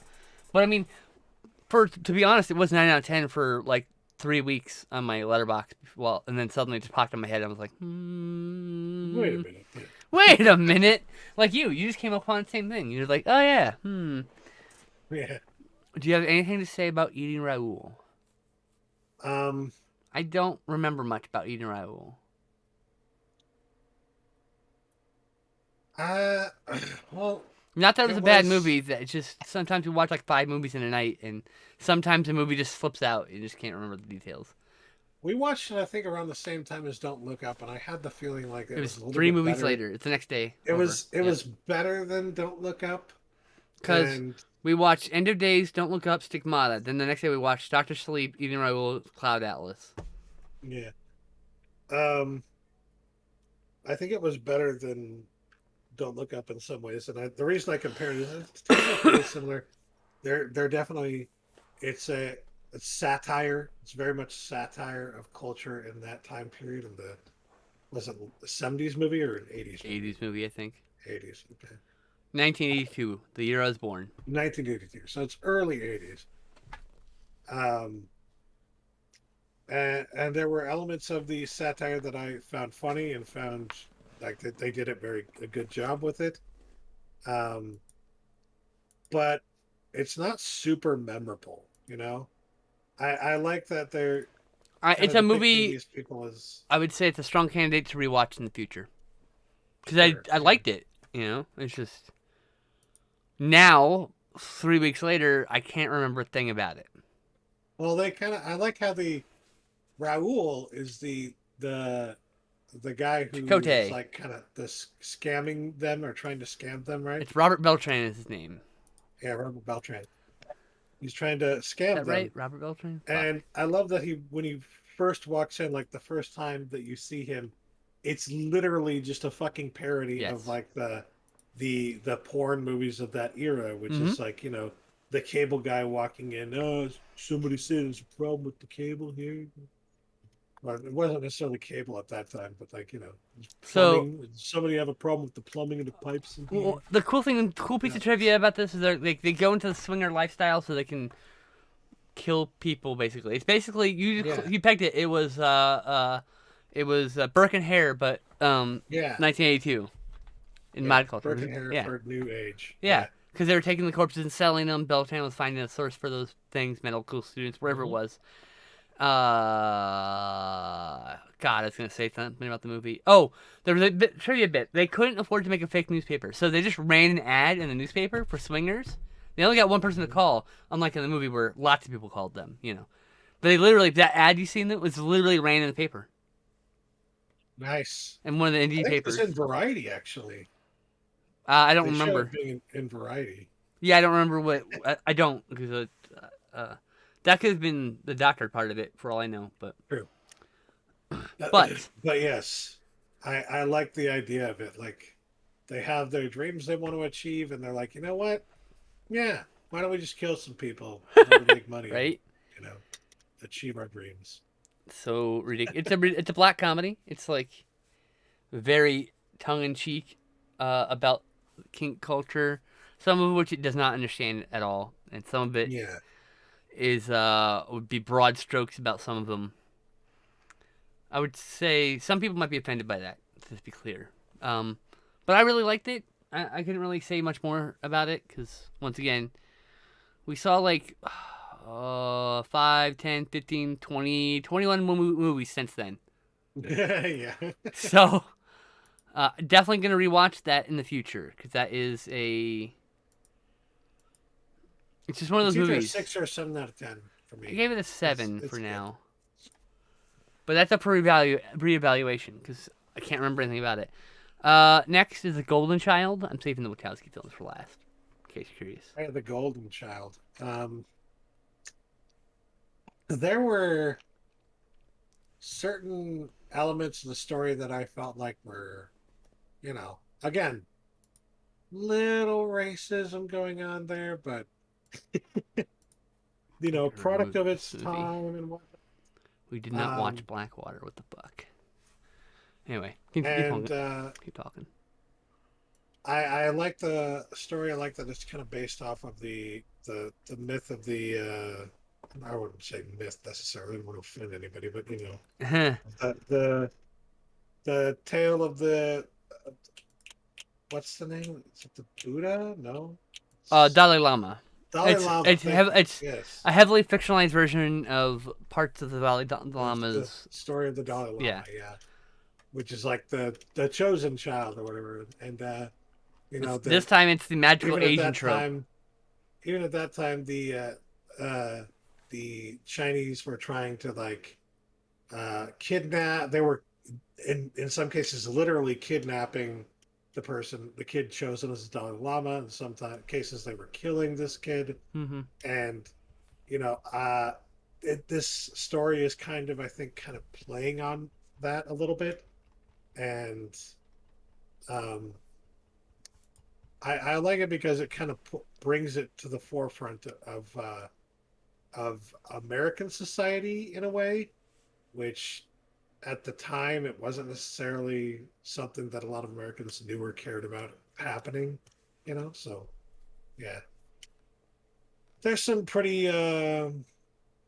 funny Eddie Murphy moments, but as you pointed out during the movie, apparently that was because they were like So ad libbed by Eddie they Murphy. shot a whole movie. They shot the movie. They did a screening of it, or they did during the rewrites. Something like that. At some point either at post they did a bunch of Eddie Murphy jokes to insert into the movie. Yes, because they showed it to a test audience Yeah. without the Eddie Murphy jokes, and Yeah. nobody liked it. And so they're like, It's supposed to be okay, a more serious film with Eddie Murphy in it. yeah, yeah. It was originally intended to be a more serious film, wasn't it? Like, Yep. who were they going to get to play other than Eddie Murphy? I can't remember who else was No, it that was going to be in it. someone else. They were trying to get like an action star to be maybe it was Bruce Willis, I think, to be the main character. I will look. And it was supposed to be like this Mel fucking Gibson. Mel Gibson. So it was supposed Well, to he be does a more comedy too, to be serious, fair. supposed to be a more serious action kind of oriented movie, and This this, movie would have been not the cult classic if it had been Mel yeah, Gibson. No offense to Mel this would have Gibson. been a cheesy memory from the '80s. Yeah, It kind of is still, but like it would it's have been it's a far worse. there's been a spot of racism. The Yeah. magical Asian is in this, so it's basically Yes. all Asians have martial arts and superpowers in this movie, and it's kind of, well, that part's offensive. That You being know what's said, not offensive though is depicting the demon character who's working for like the devil, so to speak, as a white guy. That is not offensive at all. nope, I approve of pretty accurate. Um, This is also the movie where I don't know if you haven't seen the movie before, and but you have seen the meme of the guy who's clapping in front of the applause sign. That's it came from this movie. I highly recommend after you watch the movie, not before, you go find the trailer on YouTube. There's a 35 millimeter scan of it, unmatted, and you can see that there's a teaser trailer or whatever. That teaser trailer implies that Eddie Murphy is the chosen one, the golden child, Oh, because it was made well before the movie shot. It was like a promotional piece. But yeah, I highly recommend watching that because it's interesting.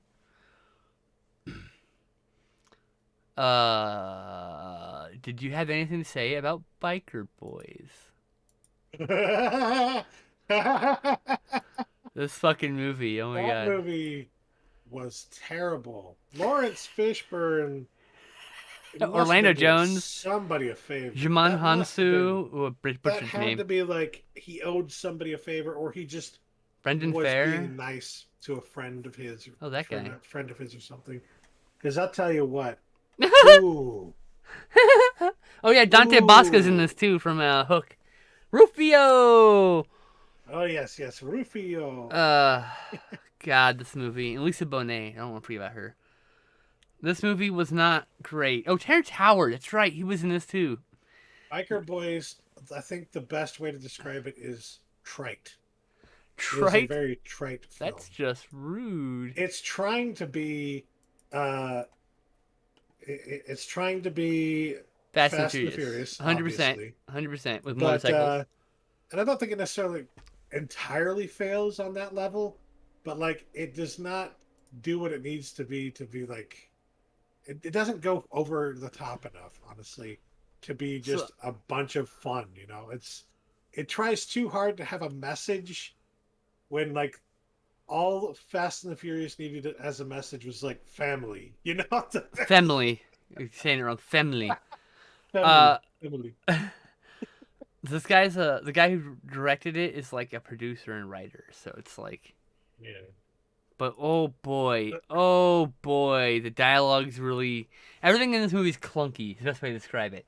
The way the action shot is clunky, like the stunts are clunky. I feel bad for the stuntmen who had to put the hard work in because they butchered some of those stunts entirely with the editing. Man, the editing's all over the place in this movie. I mean, all over the place. It's trying really hard to be Fast and Furious, but it's not. It just feels like it's a really long music video. I And mean, you know, the reason I call it trite is like, okay, you could have come up with a better name than Biker Boys. with a And what's Z. my problem isn't necessarily that the name of the movie is Biker Boys. You could call the name of the movie Biker Boys, and I wouldn't have a problem with it. The My problem team. is that you gave the team the name Biker Boys. There's I I want to believe we live in a world where a fucking biker gang would not name themselves the Biker Boys. I want to live in that world. Nobody in the real world calls themselves biker boys, so you do in fact I mean, live in there that are world. some really weird, cheesy names for biker gangs, but it's like Biker Boys though.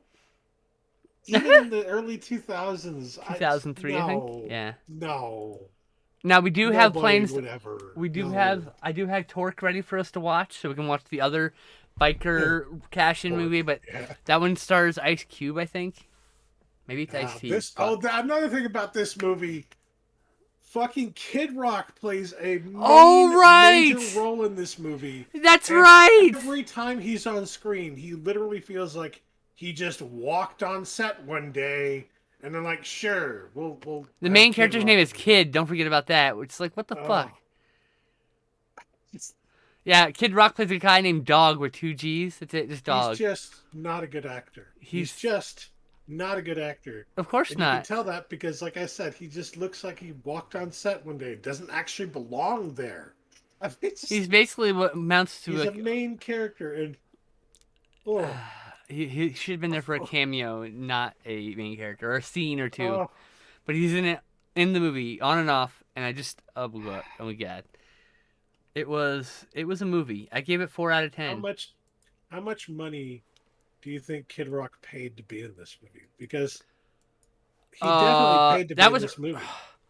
he didn't pay to be in this movie. No, they paid him. I feel like He was popular at this he point. Kid Rock was on top of the charts at this point. This was a strategic move by the producers to sell this movie to another demographic. I'm not fucking wrong, and you know that. That's the problem. I know it's this too well. possible. I know this too But I well. feel like it just feels to me like something where he uh helped to fund the movie, and so they put him in the movie for He's not a an producer. extended period of time. Okay, well, I don't know. This is just I just wish he was not in this movie. I dearly, dearly wish he was not in this movie. I don't blame you one bit. I feel like this movie maybe would have had another star. Okay, so I went to Kid Rock's page, and it says one producer credit, and my heart stopped for a second. But it's not this. It's probably a music video. Yeah. Yes. Yes, it is a music video. But it was just funny because like, maybe I'm wrong. Shit. I'm like, I'm willing to admit I'm wrong. Oh my god. That would have been amazing. He has 52 acting credits. 52. I mean, Yeah, he did a lot of acting at that to time. be It's fair, just that it looks he like. was never Hold on. good I take at it back. acting. I take it back. What? Most of those are music videos. He probably has like 8 Okay. acting credits. I take it back.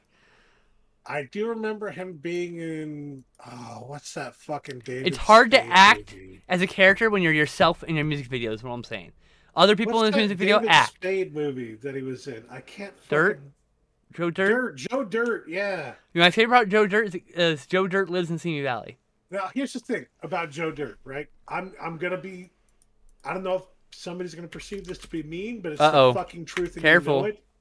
This is actually the best movie that Kid Rock did. He actually acted better in Joe Kid than any other movie. Joe Dirt, you mean? In Joe Dirt, yeah. We Joe need to Kid watch is Joe Dirt now because you mentioned it. Yeah. But I'm telling you, he's better in a comedy role than he is in any other role. I you mean, put him in this serious role in Biker Boyz, and he just doesn't feel like he belongs there. Mm-mm. It just no. I feel like a producer hired him to be a small part. Which got extended to a much larger part than it needed to be. Yes. So, you want to take us down the journey of Ron's Gone Wrong? Sure. This one, I think I'm going to be mean again here. Not to What? Ron's Gone Wrong. Not to Ron's Gone Wrong. Oh, that movie's great. I'm going to continue on the path of being mean to Don't Look Up and say, oh God. There's more subtext to Ron's Gone Wrong than Don't Look Up, and there's not that much subtext here.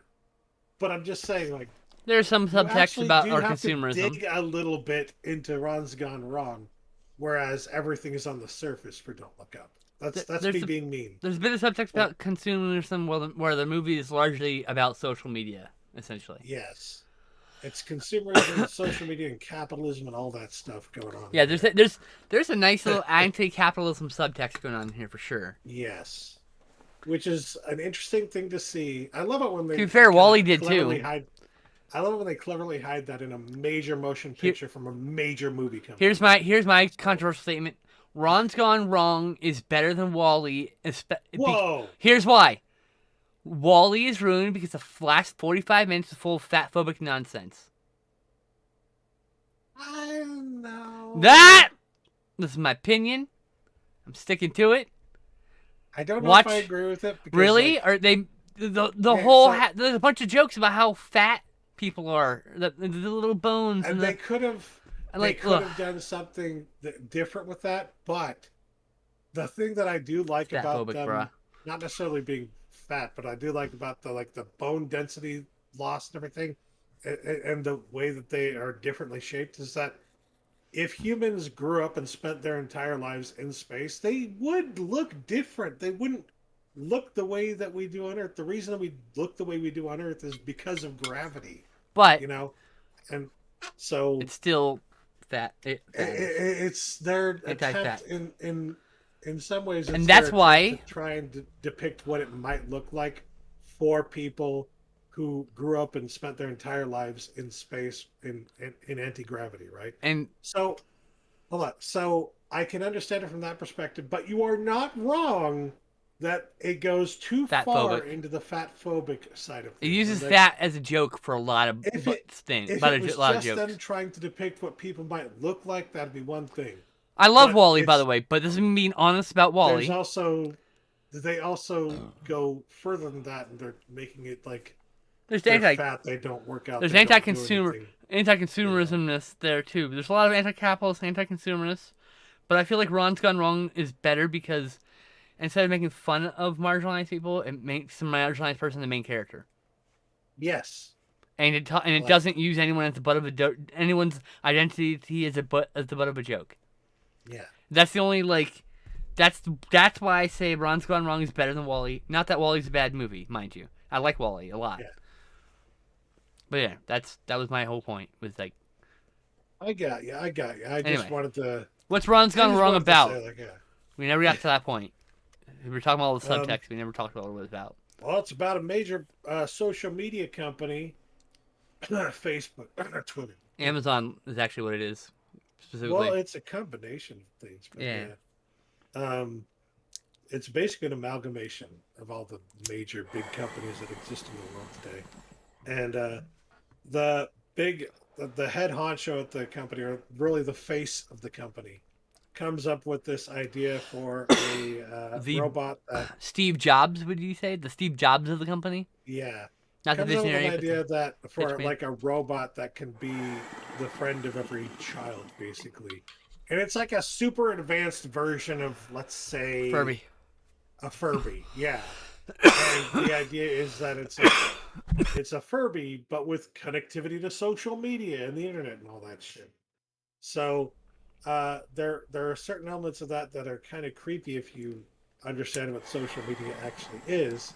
And yes, they're subtextually telling you that's kind of fucked up that they're making a fucking robot that will be spying on your children 24/7 because they'll What I be with like, your kids 24/7. what I It's like kind of creepy. is a depiction that oftentimes intelligent people, or should say, people who are in these positions where they are creating things that are like edge cases in our society, like new breaking wave stuff, like they often don't have the foresight to see how the thing that will be used for negative. They can only think Yes. altruistically, a lot of them, right? Because they're like us, they're fucking Yeah, lefties. like the people who created the internet, for instance, like Yeah.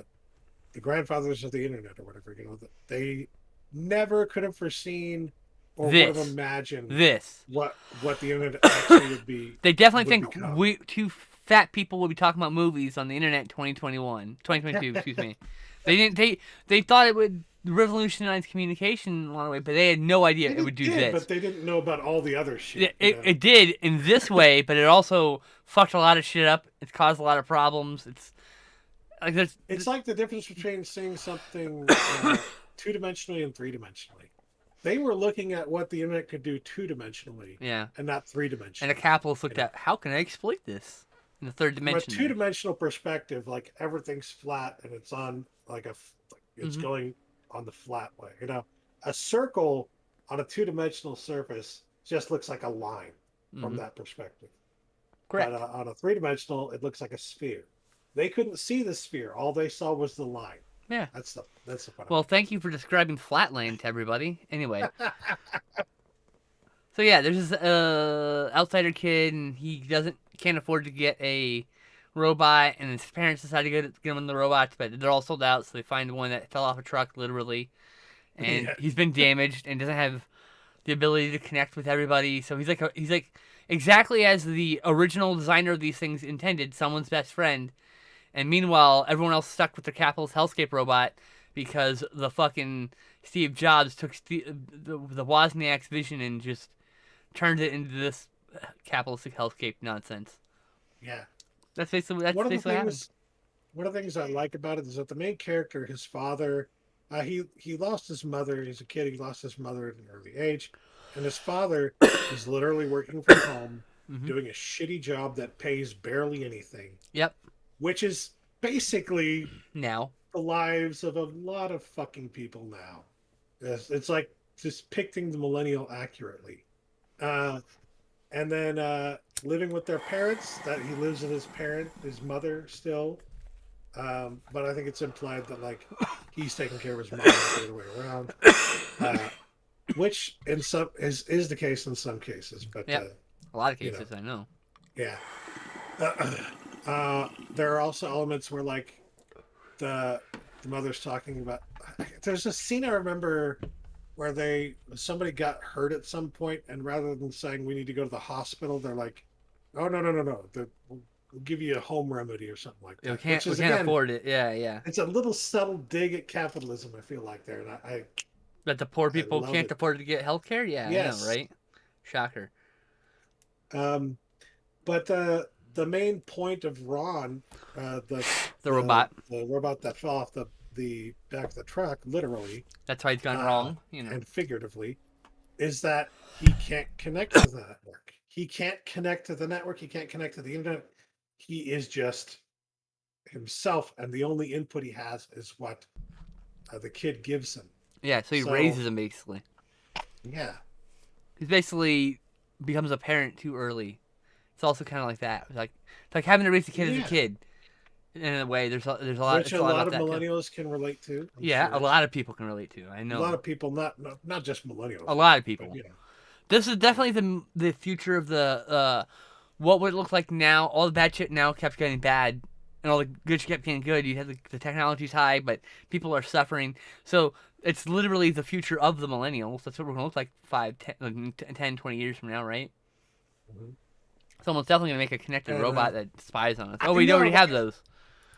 That's the thing is, like we have the cell phone right now, but I guarantee you, somebody saw Ron's Gone Wrong. Some rich motherfucker saw Ron's Gone Wrong. And like, I missed the I'm gonna point. make that happen. I'm gonna make that. Yeah, That's gonna be $1 million idea. I'm gonna make that. he took the idea and didn't totally misunderstood the context of the movie and just took the cool idea and he's gonna do that and we're gonna be in a fucking hellscape because of him.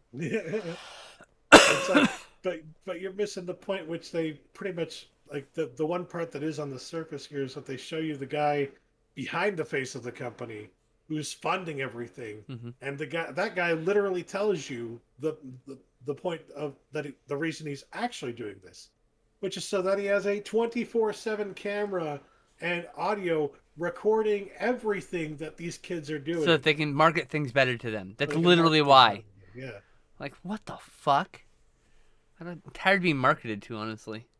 It's just like there's the invasion of it's the invasion of privacy that social media presents today, but on a whole different level in this movie because like at some point they're not tracking you when you're fucking asleep, right?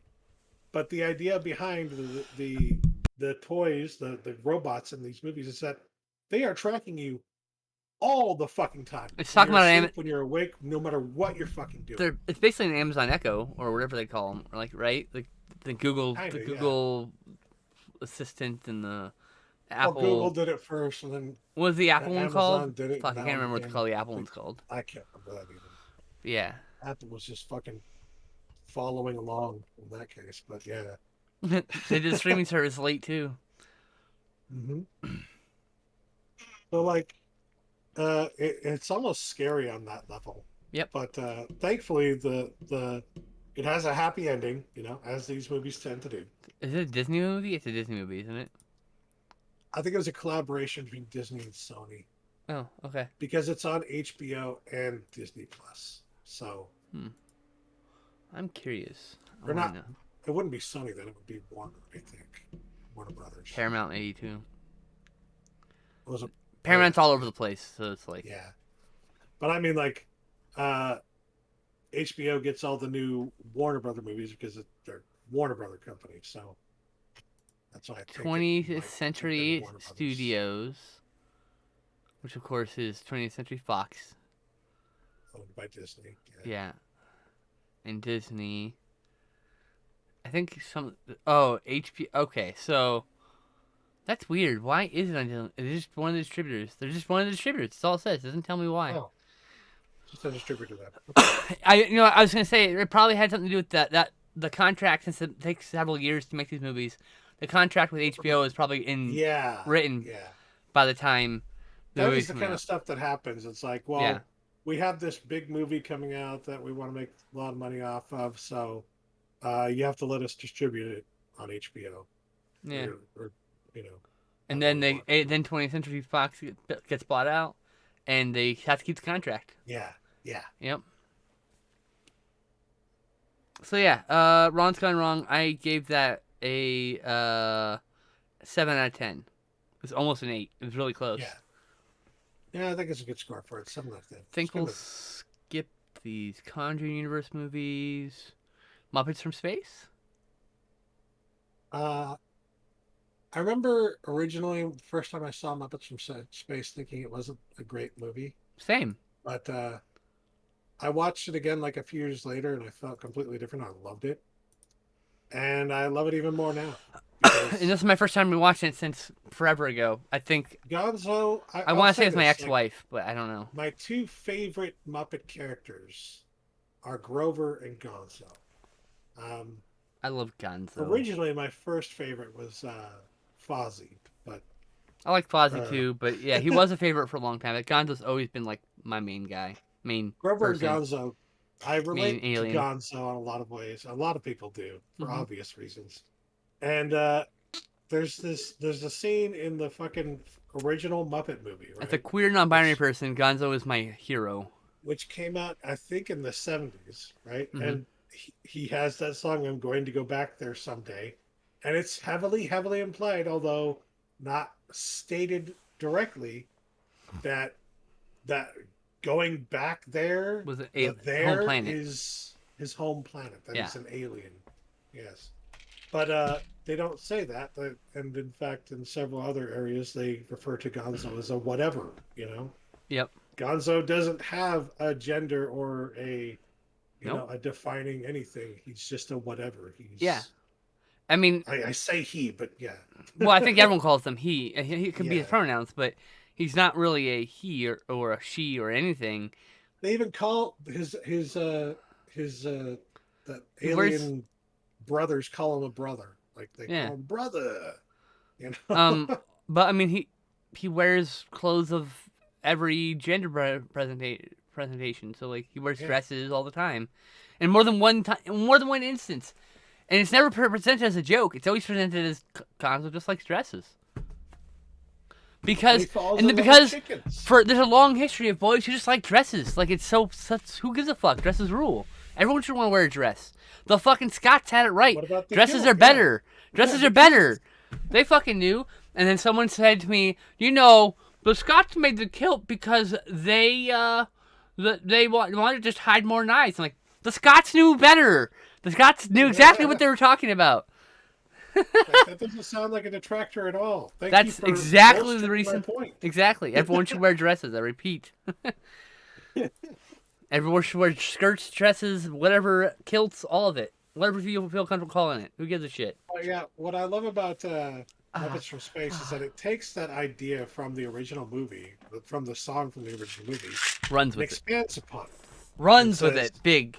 What if he actually was an alien and finally got to meet his alien brethren or whatever, and I love that aspect of it. It's a great movie, and I think it actually Jeffrey Tambor. Like the first movie of Pepe the Frog.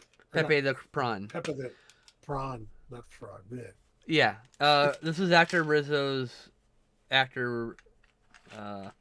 Rizzo was problematic, I guess, and is in so the movie, though. He is in the movie. yeah. But this is like one of his last roles because I think the actor gets fired after Yeah. this because the actor is problematic and Which hard is to work with. sad, though, Apparently, because, like, I will never stop saying this. Just get somebody else to do fucking Rizzo. because It's Rizzo's not like he's the awesome. only person who could have Uh, done Rizzo. what I Come resent on. about this movie is that this is the movie where Pepe becomes Rizzo's new sidekick, and I feel I'm upset by that when you can just recast Rizzo. Yeah.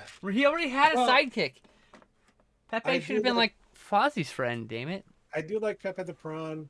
I don't mind him being the sidekick character, I mean, they can both be there. but Why not? I mean, they are both there in this movie, and it but works perfectly. not They really, can because both be Rizzo's there. barely in the movie. I wouldn't say barely. He just is on his own a lot. He meets up with that fucking the lab mice, remember? And he's like, there's that whole lab rat going through the maze sequence and everything. Uh huh. He has his own moment in the film. It's just that he's separate from. He's not the partner character to Gonzo as Which he much should have been. as Peppa the Prawn. That's my argument. He I already would had say Gonzo already had a best friend. What the fuck? all I'm saying is I say this as someone who has more than I one best friend. So I like Rizzo as a partner to Gonzo better than Pepe, but only just slightly. I like feel Pepe. Don't get me wrong. Just resentful. Pepe is a reasonable Ha! replacement. for Reasonable. Rizzo, but that there does not need to be a replacement. Says a for cis Rizzo. man. No, I'm kidding. Has nothing to do with that. The Just fuck does that even mean? nothing. That's the point. I love you, But, babe. I love you, dude. It's great. But yeah, it's just like if Pepe the Prawn is a 7 out of 10, Rizzo's an 8 out of 10. Bring Rizzo back. Bring Rizzo back. With a new actor. Bring With a Rizzo new back. actor. With a With new the actor. new actor. Yeah. Muppets from Space is a very good movie. It's one of the movies that was not owned by Disney, and I think they still don't have it on their service. Nope, it's on HBO.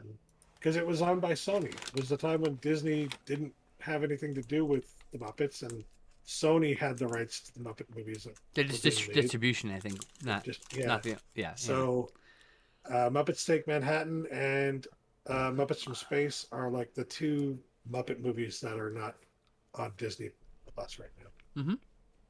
And they're actually some of my favorite Muppet movies. I would say, honestly, Muppets Take Manhattan.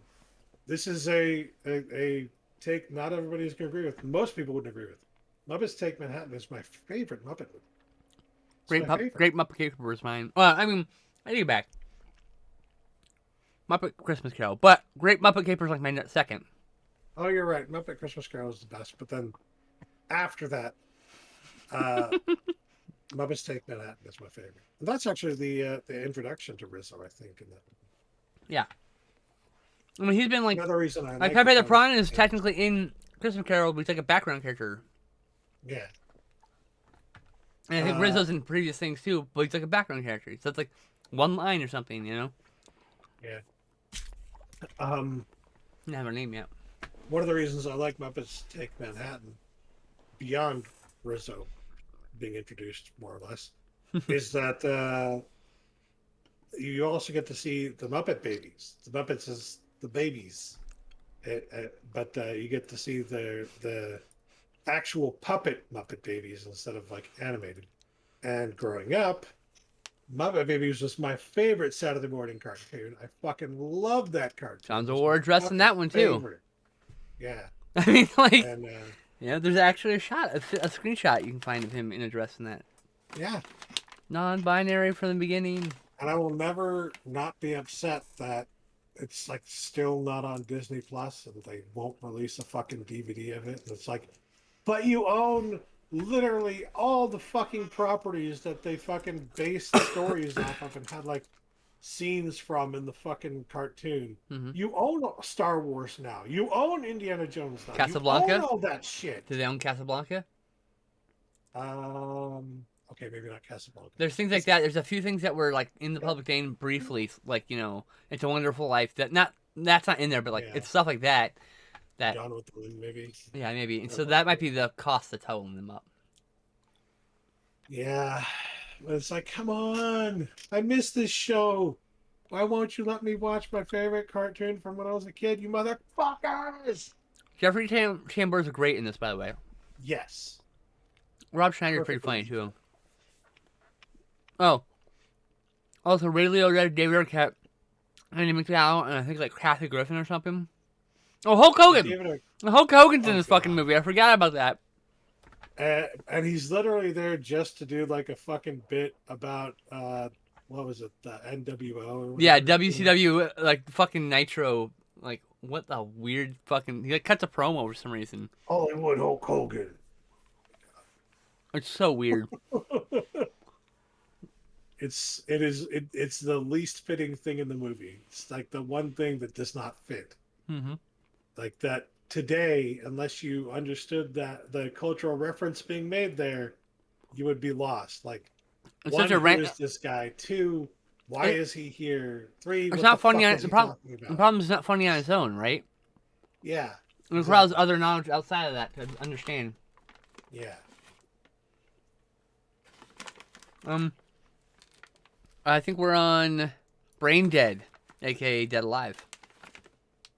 Oh yeah, this is one I had never seen Peter before Jackson's like third movie.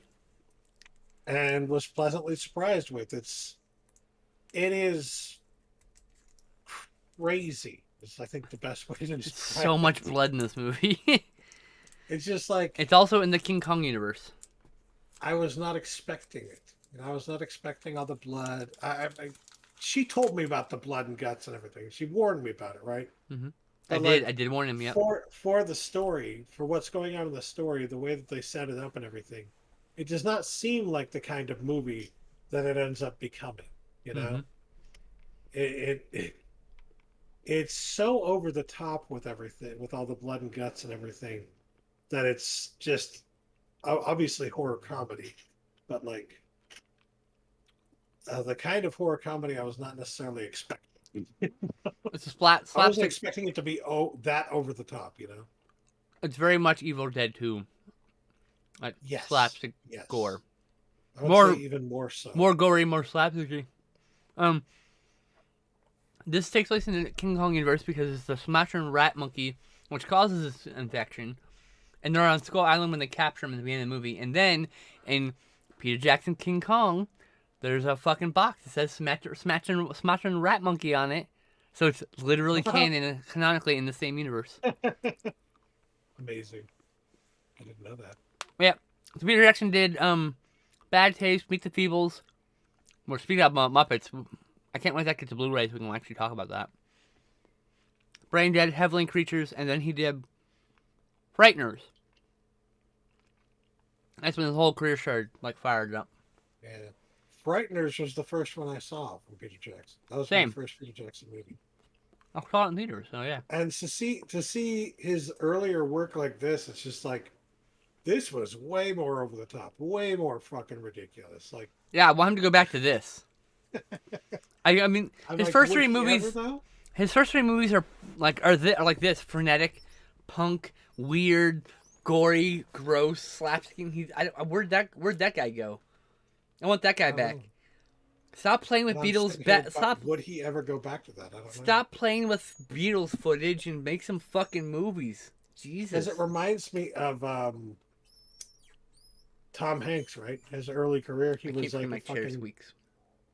he was like a comedian, right? And he did a lot of comedy roles, and he was way more out there and ridiculous and everything. Yep. Burbs, classic. Yeah, but now it's like he would never go back to doing comedy roles because he's known for other things now. So, Yep. like, the only essence of comedy you get from Tom Hanks in movies anymore is just like the slightest little hint, just the slightest little hint.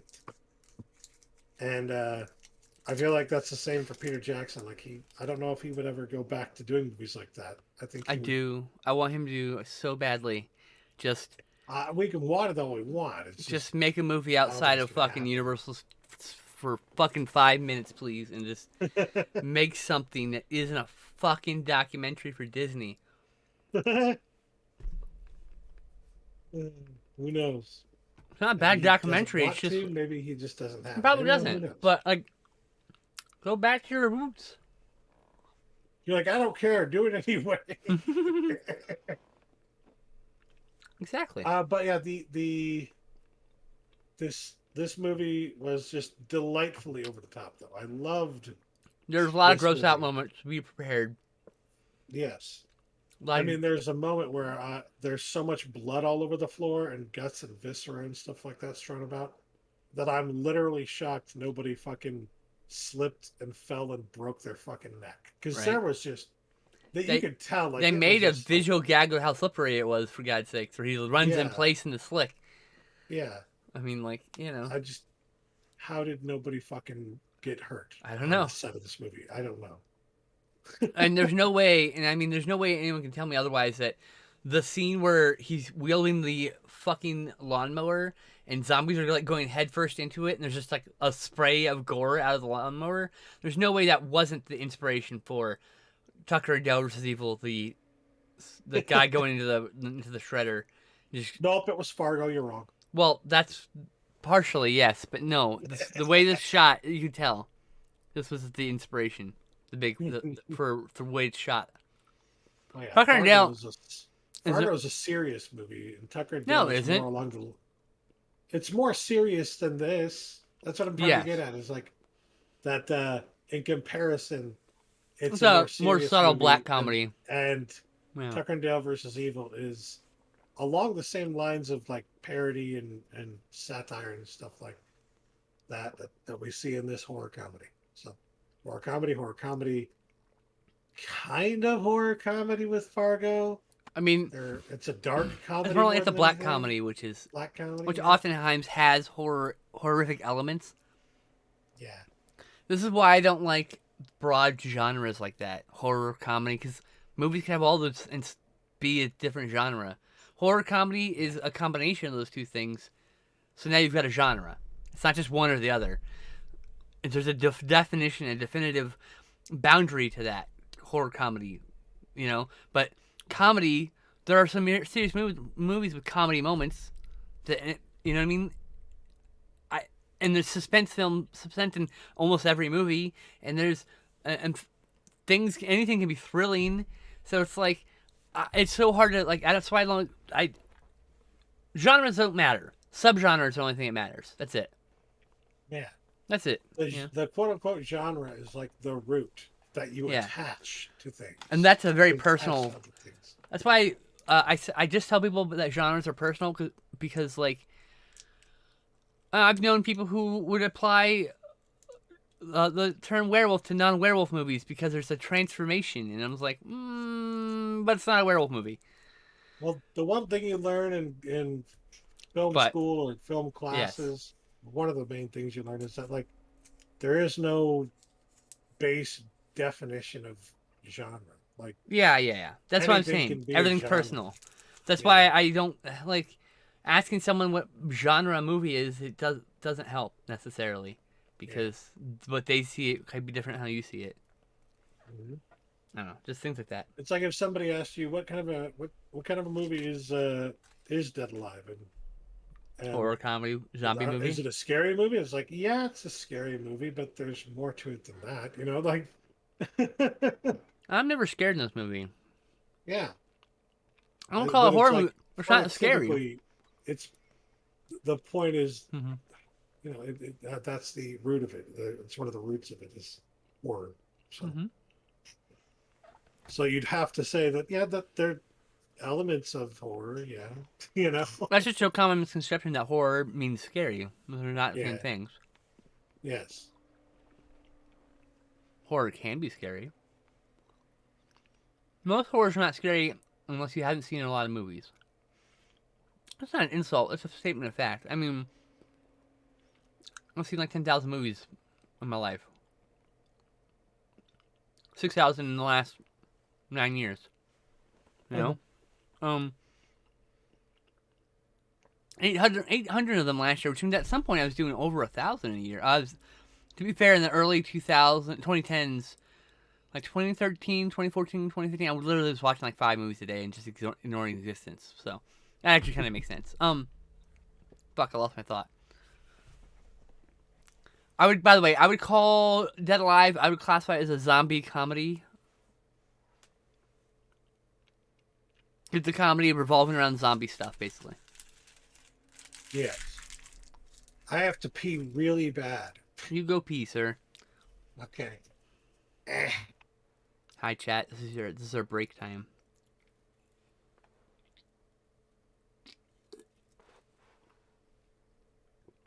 Oh, my throat hurts from talking so much. I stream like every day now, so it's like, ugh. Let me get some throat lozenges. So it needs...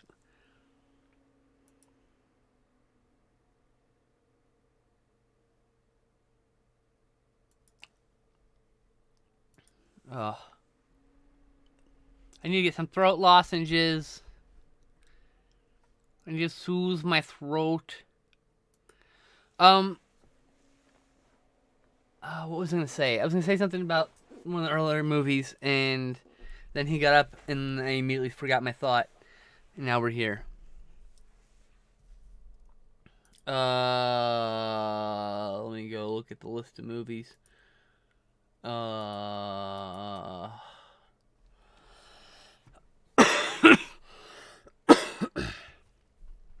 yeah, so a thing about Biker Boyz is it feels like soap opera level storyline with music video editing and all the action sequences. So none of the action sequences flow together very smoothly. Not like a lot of the. That's the one thing that has the Fast and the Furious movies stand out is that there's like really well done action sequences. And Biker Boyz, it was not a really well done action sequence. It looked like they cobbled together with whatever they had, and it just sometimes it's okay, and sometimes it's unwatchable because it's cutting too much, or it's shaking, or it's nonsensical sometimes. Just things like that. So, Biker Boyz, I felt was really underwhelming. I was hoping for some I hate the word cheesy. Some lighthearted action on the veins of Fast and the Furious. Maybe to say I could just be like, this is in the same universe. But I probably will never watch this again. But if I had liked it, I would have been like, oh, this is in the same universe. We'll just pretend. Just add it in. I'm big on this phrase. There's no canon. It doesn't matter. The only canon that matters is fan canon. So we'll talk about fan canon when we talk about The Hunted, which is coming up. We have I told Justin about my fan canon, and he's completely sold on my fan canon for The Hunted.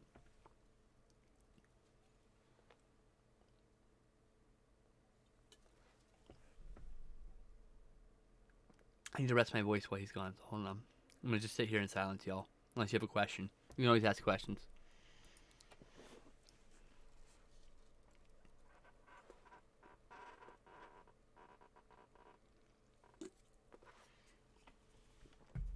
Oh my god.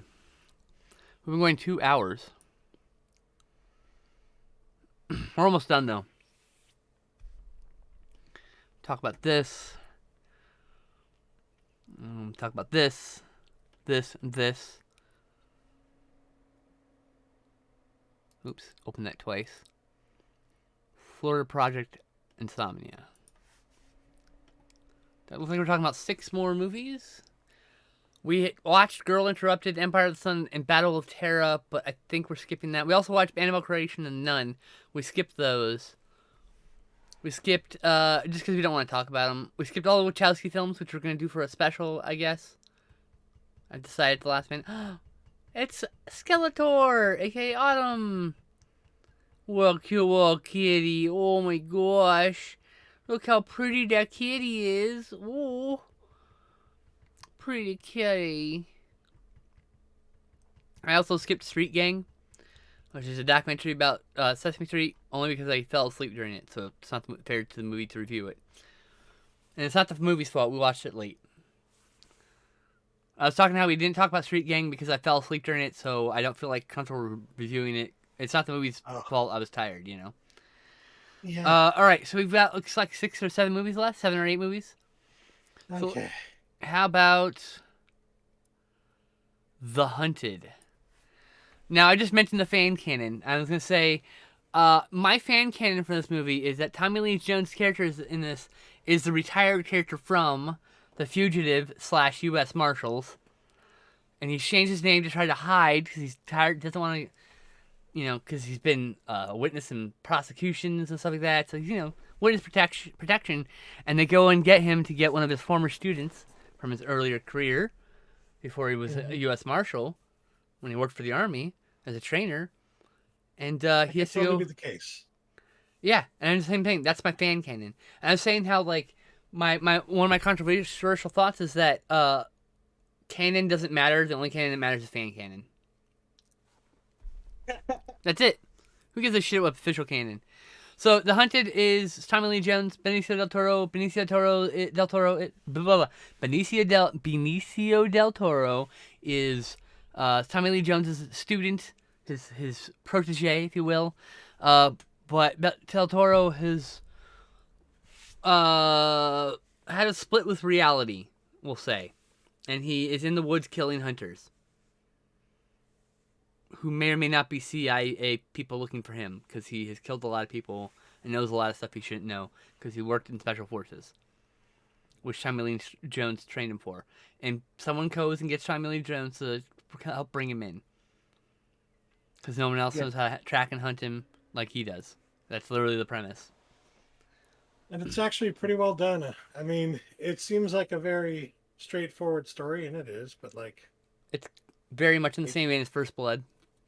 They do a very good job with it. Yeah, it feels very First Blood. Yeah, and the writers actually end up going on and writing the fourth Rainbow movie after this. So, kind of cool. I think one of my favorite parts about the movie is that, like, there are a lot of scenes that are shot scenes that are taking place in Portland, and they are actually shot in Portland.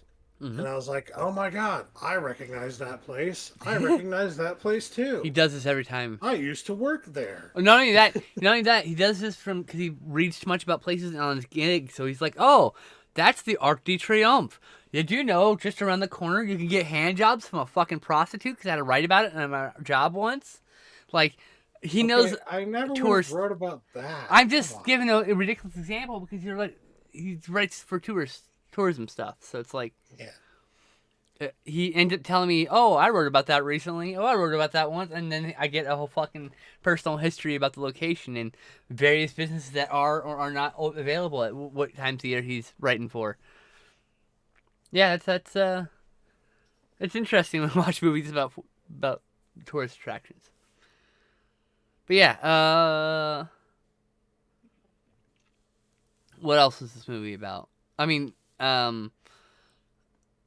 Johnny Cash gets credited in this movie as a narrator, but it's actually just the song when the man comes around. Oh yeah, which is a great fucking song, by the way.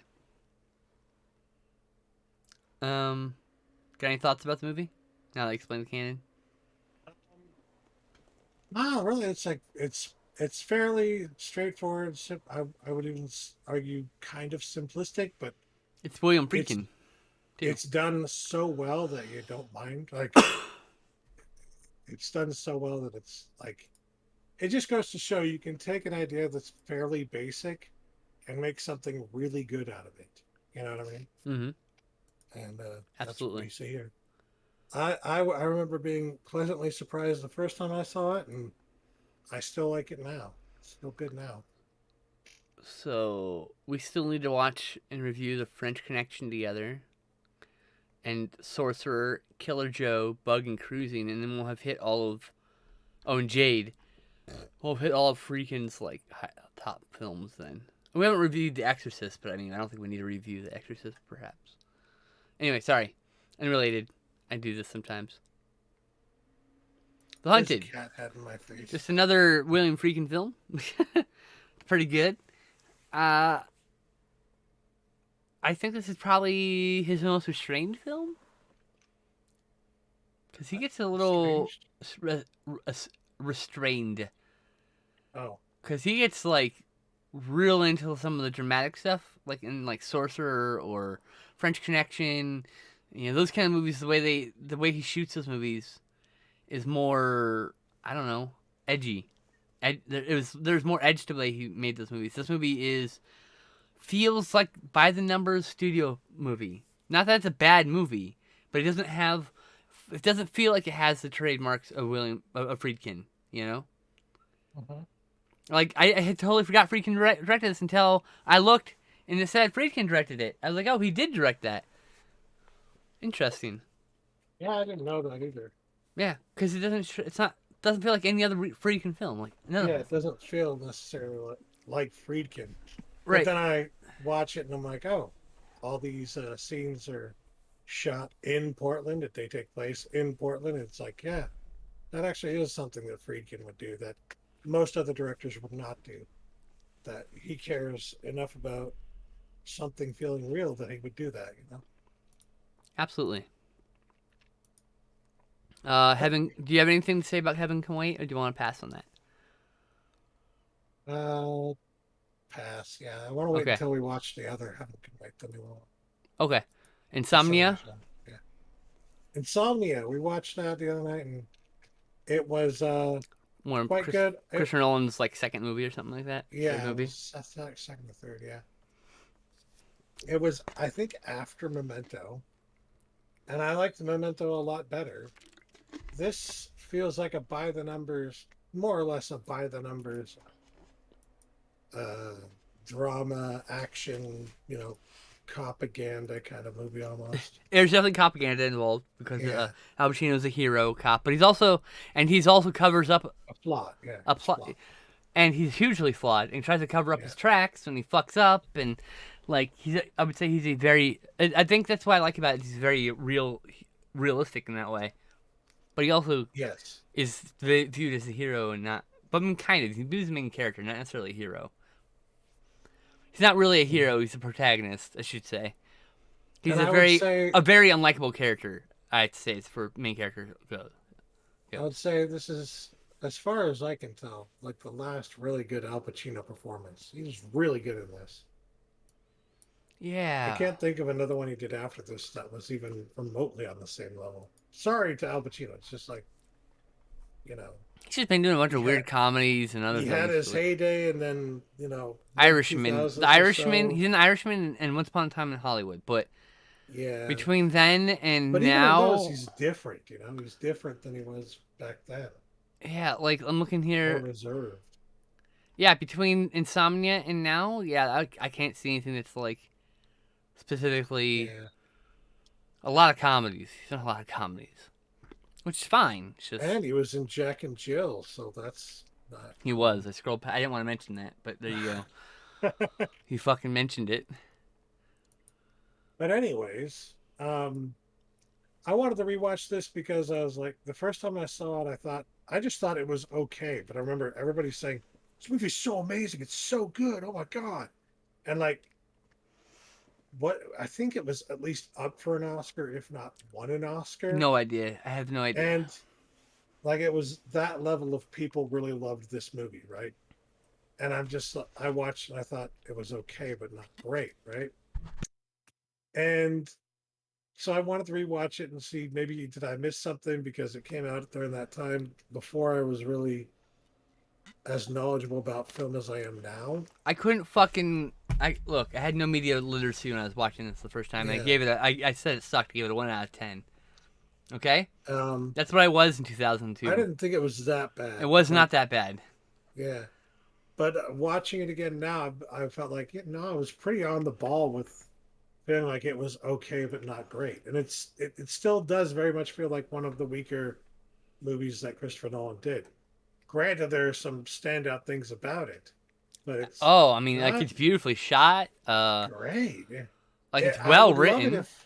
I would love it if we had a really good transfer of the movie, but Oh God, this Blu-ray, which we were watching the streaming version of it on HBO, but it's the same Blu-ray transfer, and it's just butchered. I mean, you can tell it's been like compressed. It's probably not even like very well made, like as a master. So it's like, yeah, there are all these Artifacts. Oh, artifacts everywhere. There are all these great shots of like nature and stuff like that, and they just look flat. They have almost no definition to them. It's just And there's lots of uh, there's lots of macro blocking on this.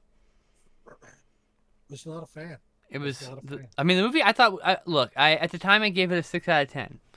But a few days later, after thinking about it, it's gone to a 7 out of 10. And then for one It's a reason, 7 out of 10 for sure. Robin Williams, Robin Williams is very good in this, and this is probably the other than 1 Hour Photo. which This we're is talking the about other. next. This is the other movie he did where he And they're both in kind of got 2002, by the darker way. than usual. Yeah. Both movies are in 2002. What I thought 1 Hour Photo was much later than that. No, What? 2002. Looking right at it. Wow. 2002. 1 Hour Photo to me feels like it came out in 2008. But it's God. not. Yeah. Hilary Swank's pretty good in this, too, I have to say. She is the goody two-shoes Yes. cop that also looks up to the main character. She's the one who gets crestfallen when she finds out her hero isn't all that it's cracked up to be. I mean, we know from Arya early on that he's not a good person. So we're seeing her, like, fawn over this person who's not a good person, you know? He's not a bad person, he's just a flawed person, right? Mhm. I did like the story element of being in Alaska at a time when the sun fucking never sets. Yep. And I thought it was really unrealistic that none of the hotel rooms just didn't have blackout curtains ready to yeah, go. I was like, wait a minute. I know blackout curtains existed at that time. You can't fucking Yeah, they've tell me always they existed. didn't. Blackout curtains, just big black curtains. I mean, there's nothing fancy Yeah. to it. Also, pay attention for the very small part of Catherine Isabel. She's pretty awesome in this. I really like that I actress. feel like they specifically kept blackout curtains out of the movie just for the fucking plot device of like. Yes, that's He why I can't felt like sleep, it. and, he's That's the trying to part. cover up the window. And, That's the part yeah. that was unrealistic. Was that he can't find blackout curtains? He can't just go to the store and get blackout curtains? What the fuck? Like, Yeah. I after the first night, I'm like, I'm getting curtains. Fuck this shit. Yeah. Exactly. I would have had it in the fucking plot. Like, do you guys know any like He didn't have a sleep stores where mask. I can He get couldn't. curtains? He couldn't make a sleep mask. Yeah, I a mean, like, mask, something. it's contrived. That was what I'd call a contrived Yeah. moment. You know, but I mean, I really liked it. 7 out of 10. Nolan's a good director, and I'm not some Nolan film bro. I haven't seen Tenet yet. It's up here waiting to be watched. Somewhere in there. Oh, probably in the second row. Do you have anything else to add? No, not really. All right, moves on into 1 Hour Photo. 1 Hour Photo, which I thought came out much later than it actually did. Nope. Same fucking year. Told you. I remember thinking, I feel like this is another movie where a lot of people really loved it, and I felt like it's okay. There's nothing wrong with it. It's not offensive in any way, shape, or form in terms of like being bad. It's just it didn't strike me as something really, really, really good. You know. There's And been a everybody I resurgent knew fan base on this movie loved it. because there's a meme about the scene in which he talks about Evangelion to a kid while holding an Evangelion toy, which was later, been reported multiple places that it was his actual personal toy, because Robin Williams was a fucking geek of the highest order. Mhm. He named his daughter Zelda. I know, mean, right? Come on. Favorite video game. I'd go for it. Bam. But yeah, he plays Sai, who is like Sai the photo guy, and he's a very lonely man who gets obsessed with a family. And it gets really I dark. think it's also subtly implied that he may have some kind of mental disorder because he's definitely not like connecting with reality on the same level as a I don't know. typical person would, you know? I don't know. I have no idea. I know that some of Neurotypical. his stuff is like neurotypical or not neurodivergent, and like Yeah. he has like a little bits of autism, but it's mostly coded stuff and broad strokes that like Yes. that It's coded, it's never non-autistic explained. people think are only things that exist for autistic people. Like I'm autistic. I'm not Sai the photo guy. I don't do almost anything else Sai does. Yeah. You know what I mean? It's not the kind of story though that implies that all people like that that No, have issues like he's that just a are like that. lonely, It's just obsessed person yeah, who happens to have these characteristics, these yeah. idiosyncrasies from the society around him. Hmm. Um, And it's I mean it's perfect for his character because his character is uh, shown to be somebody who loves his job, very much so. He's is kind of passionate. passionate and obsessed a little bit with his job because This is the he part gets where really upset when a little bit of a little that thing in his fucking in the photo that's machine is a little bit off. that's the broad strokes autism Yeah, special and he interest calls somebody in thing. to fix it, and they get really mad at him for that. That's the whole like this is what neurotypical people think autistic people they're only defining characteristic. That's the broad strokes that's not accurate at all in this movie. Just saying. He Mhm. probably is autistic, and he probably is. Photography is definitely a special interest of his. Specifically, the aspect Mhm. of exposing, doing the which was the what's that called? The process of turning them into visible photos. I can't remember what the I'm technical phrase sorry. for it is. I'm sorry. I have a lot of problems sometimes connecting words in It's my okay. brain. Um, Processing the film. I mean, yes. Anyway, he's like he's in the photo booth. It's not a photo booth. It's fuck. I'm just really In the back room. yeah. He's into the backroom stuff on photo processing, photo Yeah. exposing. No, my brain's not gonna find the word. Anyway, and of course he goes too far, and that is the whole point of the movie. That's where he's like an unhinged person because he's like obsessed about this family, and then goes and tries to like insert himself into this family, and it's like it's really creepy. Hmm. He definitely it's actually it's probably a good story about parasocial relationships because he thinks he's part of the family, Yes, but he's very not. true. Very true. And that's a problem with streamers. Is like I'm friends with people who do show up in my stream, but I'm not necessarily friends because someone hangs out in my stream, right? Like Yeah. it's like there's a like I only show a sliver of my life, you know. I don't put my struggles out there usually. I don't.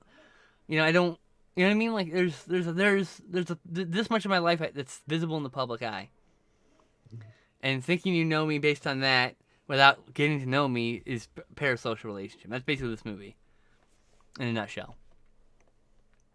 Me, you, whoever the streamer is. To be fair. Anyway, you were saying stuff about the movie. Um, I don't know. The when I like I said when I first saw it, I didn't think it was all that great. I still don't think it's like above an 8 out of 10 at I most, gave it 8 out of 10. personally, because like it's not flawless. There are issues with the fucking I movie, docked a full Uh, star and a half for the autism because it's I not the like broad strokes demonization type deal. the fact that we get to see Robin Williams playing a little bit out of character for him, Hmm. and you could tell he fucking relished the opportunity because he's so frequently put into given roles that they're just comedic roles. He was Right? given all the He's comedic roles, and he wanted to play a he serious actor. rarely ever had a chance to break out of that. So when he did have a chance, he fucking took advantage of it. And I would say even in that, what's that one about the robot? iRobot? iRobot, yeah. Even in that one, even though I don't think that's a great movie, um, he No, does Bicentennial Man. Bicentennial Man. Yeah, I think the iRobot's wrong the movie. most different. iRobot's Yeah, the one by the guy who did The Crow. That guy, Alex yeah. Proyas. That's his name. Couldn't remember his name at first. Bicentennial Man. Even in Bicentennial Man, he really eats up that role and does a really good job Bro, by with the it. end of that movie, you cry. You Yeah. cry for the man who's a robot. And I then mean, he did a similar. He only played like a minor role in artificial intelligence, but I like his role in that as for well. me, Anytime he play my a role favorite that's out of character for him is just I love it. my favorite role is Fisher King. What an Uh, incredible piece of art that is, too. I need to buy that Criterion before it goes out of print. and it's sad because he showed so many times throughout his career that he was capable of doing more than comedy, Hmm. and yet he still got typecast almost all the time. Yeah, I know. But It's like, like, think of his role in Goodwill Hunting for fuck's sake. I mean, come oh, on, is there a Blu-ray? come That's a on. smoochie. I want to rewatch that. That's dark comedy. Dark Yeah. comedy. I don't think there is yet, but I could have sworn it was announced, like a specialty label's doing it, but I don't Oh, know. I hope so. It's not streaming anywhere, motherfuck. I might have to find that. It's also in 2002. That's directed by Danny That was DeVito. good. That's a Danny DeVito movie? Yeah. Oh, I did not know that. Oh, he did War of the Roses. That's not. I want to see that movie also. Yes, it did. Throw Mama from the I knew you Train, were gonna which I mention that. like. I fucking knew you were gonna mention that. Yeah. It's like throw mama from the train and stop her, my mom will shoot. And there's your Wait, he double did bill. Stop or My Mom Will Shoot? Or are you saying that's a double No, bill? that's that. Those two movies are I are was a like, double wait, bill. what? No, those that's a double bill. I'm saying. Yeah, I need to rewatch that one too. I'm worried. I really want to see War of the Roses. It's been a long time. Here's good. Anyway. Florida Project. Actually, hold Oh on. yeah, No, Florida. hold on. We're gonna come back to that. Jungle Cruise. Jungle Cruise was a lot of fun. Way more Oh, fun than I was even expecting. Just so good.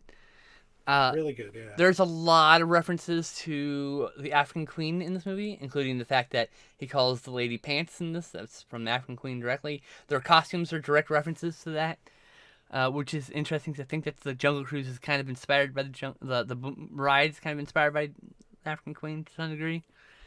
But I really fucking loved what's his name, Jesse Plemons as the villain in this. What an Oh incredible yeah. actor! He's doing an impression of Werner Herzog, and I am. Oh, it's so good! It's such a You're good not role. familiar with the name immediately. It's he was in The Master. And the Irishman and Judas and the Black Messiah. Yeah. Yep. Might help you conjure up his face, He's a just character actor, but ever yeah. since for the last couple of years, he's been getting main character roles, and it's great. He deserves it. 'Cause he's an Yes. amazing, amazing He's character. great, yeah. This movie went places I was not even expecting it to go, Right? and that's what I loved about it. Because like when they first mentioned they're doing a Jungle Cruise movie, I was not really interested honestly because one, I'm pretty sure I've never actually been on the Jungle Cruise What? ride. That's like my fifth favorite I ride ever. knew almost nothing about the Jungle Cruise ride. What? And I'm like, they're just doing a movie based on a ride? Okay. Well, but then I thought to myself, well, but they just did a movie based on a ride for Pirates of the Caribbean too, and that turned out pretty good. And So then right after that, they did Haunted this could be Mansion. good too. And they did a new So Haunted like, Mansion. They're doing a new Haunted Mansion, which I want. so like I wasn't gonna judge it unfairly before it even came out, Could you have but predicted the but Nazis I being did bad not. guys? I could not see that coming. Could you predict? Could you predict the dollop of horror, body horror that shows up like 2/3 of the way through the movie? No. That's the villains, the Yeah, supernatural bad guys and shit. Like I that's love some those. They felt the like honey D and the D characters. yeah Oh my the god. honey. There's like the honey drippy guy and this mud drippy guy. Yeah. It's all body horror. It's all horrific body horror. It's beautiful and I love it's in the middle I of this want a Disney movie. D&D character like that, god damn it. My favorite part about Oh, this is the leitmotif of the theme of the music is "Nothing Else Matters" by Metallica. A cover of it, just the yeah. orchestral cover of it, but it's still like And throughout the so good. movie, you rewatched the movie with me. You kept saying like, "How did Disney get this? Why did Metallica allow them to do this? Right? How did this happen?" Maybe they're fans of Jungle Because Cruise. Metallica, of course, is very famously very protective of their music. So Yep. They don't Yeah. want they don't allow most movies to use their music. They've actually But to gotten a be little fair, looser, but like yeah, because I but remember they had a song in Stranger Things even. They had yes, one song in like but one Stranger episode. Things is But pretty badass to be fair. So yeah, they've um been a lot looser lately though. the opening of this movie is like basically the ride to Jungle Cruise. It's pretty fucking fun. I So loved every fucking moment of this movie. It's so good. knowing that The Rock was in this movie gave me a lot more hope for it because I didn't know what to expect because again I'd never been on the ride. I didn't know anything about what this was about, right? And it just to me from the outset, from the description of it and even the trailer, it felt like it was just going to be another kind of Indiana Jones esque adventure kind of movie. Which it It was. felt like something you'd expect to see Brendan Fraser in if it was made 20 years ago. You know what I mean? Right. I mean, So, it is a basically an Indiana Jones movie type adventure yeah, movie, but it's not what you expect, not in the ways you expect. it was way better than I was expecting it to be. 8 out of 10. 8 out of 10. Such a good movie. Such an interesting Wow, concept. I didn't expect to give it 8 out of 10. Loved it. I mean, I gave it 8 Uh, out of 10, but I mean, you know, are they going to do a sequel? Do a sequel. it's in the works. Emily Blunt and Dwayne Johnson have like incredible chemistry. Put them Yeah. in some more movies together, please. And I love Emily Blunt, so I mean, and then Jack Whitehall, who's Emily Blunt's character's brother's gay brother or whatever. Oh, he's amazing. He's just I love him. I want to be his best friend. He's just always got a quip. It's just good shit. Paul Giamatti's got a small role, and he's like in his makeup, so you don't quite recognize him right away. It's his voice that gives him away. Yeah, I Yeah. also gave it 8 out of 10. I watched it basically within a month of itself, twice in a month time. So I watched it in the middle, like near the end of December, and I watched it at the beginning of January. But it was good and worth it, and I bought it on Blu-ray. I don't buy a lot of Disney movies full price, but that Jungle Cruise had to. Yes. It's worth your time. Watch it. It's I one of know the. some of you out there are going to be like me, like, I don't know. Watch it. You'll love it. I mean, like, yes, it is a box office blockbuster. So if you don't like those things, move along. But do you have anything to say about Bloodsport? I had never seen that one before. Uh, it was one of those movies. I always saw it on the shelf at the video store, but I never bothered to watch it. And I guess early on I thought like my mom's never going to let me rent this because it's called Bloodsport. And as time went on, I just didn't have any interest in watching it after that because like It's classic.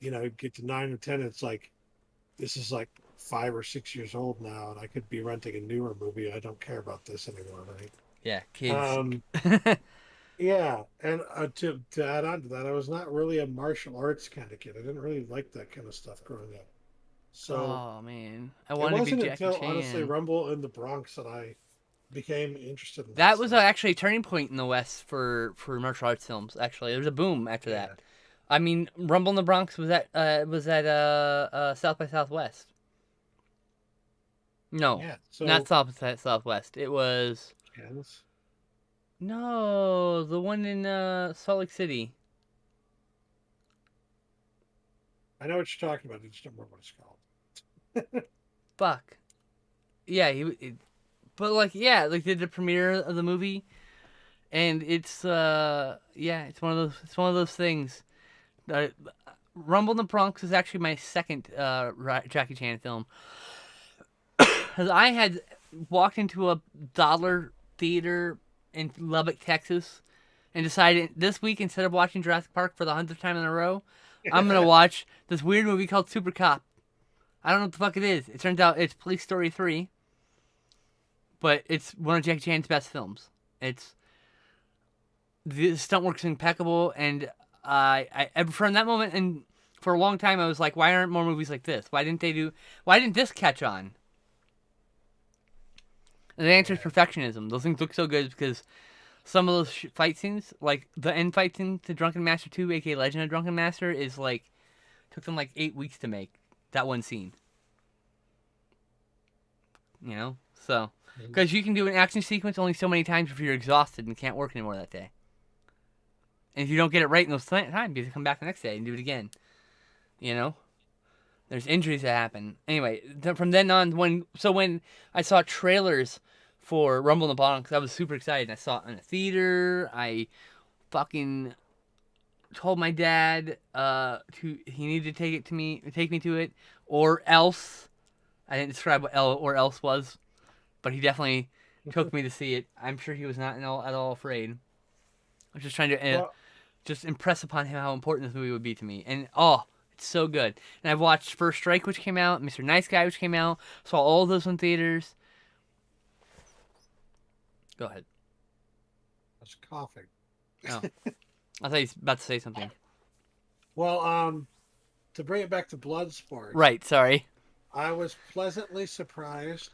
I did enjoy the movie. It was actually really good, and a little cheesy at times.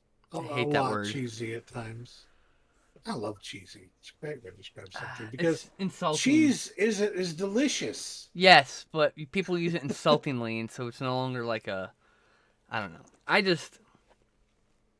is what it is. It doesn't take itself seriously. Like Frank Dukes' alleged life story. That was my favorite part about it, was learning about that as I was watching it. Like that it's all bullshit. Everything they're saying, this is based on a true story. It's all bullshit. Yep. There's no fight tournament. There's none of these things. A couple days after watching it, I just couldn't help but chant "Kumite, Kumite, Kumite, Kumite." Oh my God. I mean, I love that fucking movie. It's Van Damme's like breakout role. He had done No Retreat, No Surrender, and like one other movie, but wasn't like the main character. And this was his starring vehicle that made him a star. Like, he basically rode the success of this movie, which made lots and lots and lots and lots and lots of money on home video, it made its money back in theaters. He rode the success of this for 25 years. You can't tell me he wasn't given a job because he did Bloodsport once. Always. I bet that was most commonly why he got a job. My favorite thing about Van Damme is just like all the splits. Nobody hired Van Damme because he worked. Nobody hired Van Damme because he started in Time Cop. They hired him because he started in Bloodsport. That's all I'd say about that. That's very true.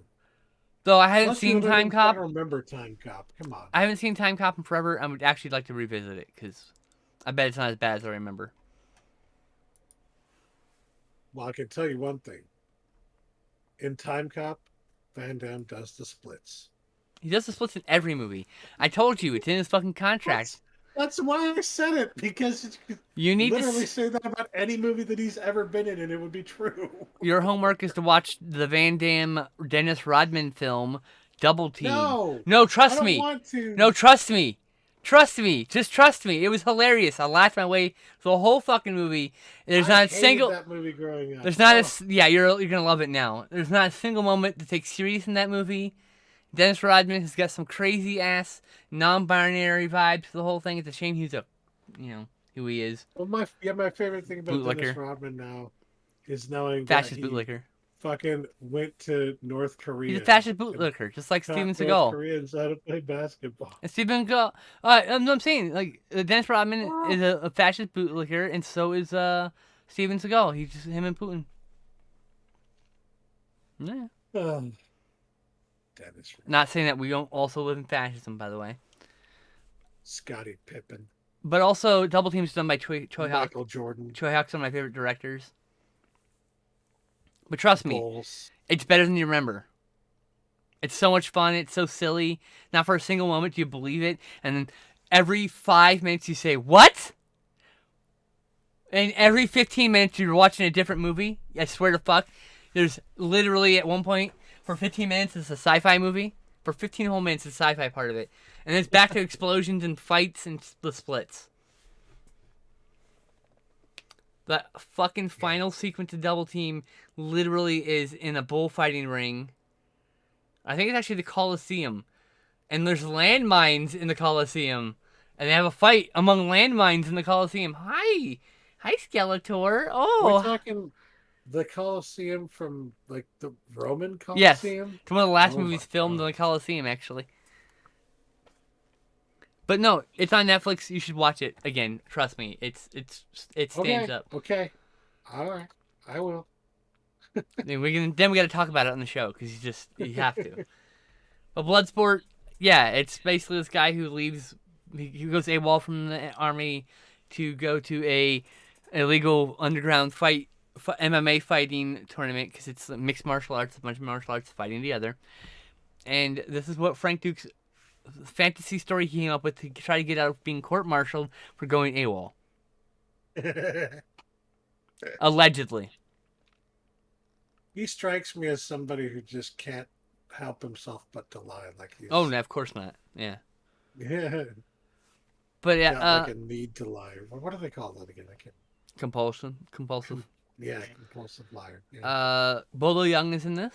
Bolo Young. I can't. He's also in a movie called Breathing Fire, another one that's so much fun. He's a character actor. He's a main star in a lot of movies in China, and a character actor in the States. Huh. But yeah, he's a really good. He's the main villain in Bloodsport, and I love him. But he's in one of those that guys, you know. Yeah. Was oh, this looks like my favorite. Looks like my favorite stuntman wasn't in this. That's a shame. Al Young. Forrest Whitaker's in this. I remember that. He Oh yes, plays one of Forrest the Whitaker. cops. Yes, he is. Forrest Whitaker plays one of the was it FBI? He's putting him in CIA, something like that, right?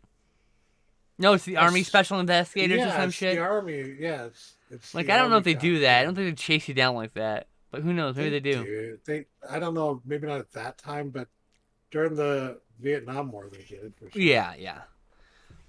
Anyway, I gave it a 7 out of 10. I thought it was really good. Yeah, 7 out of 10.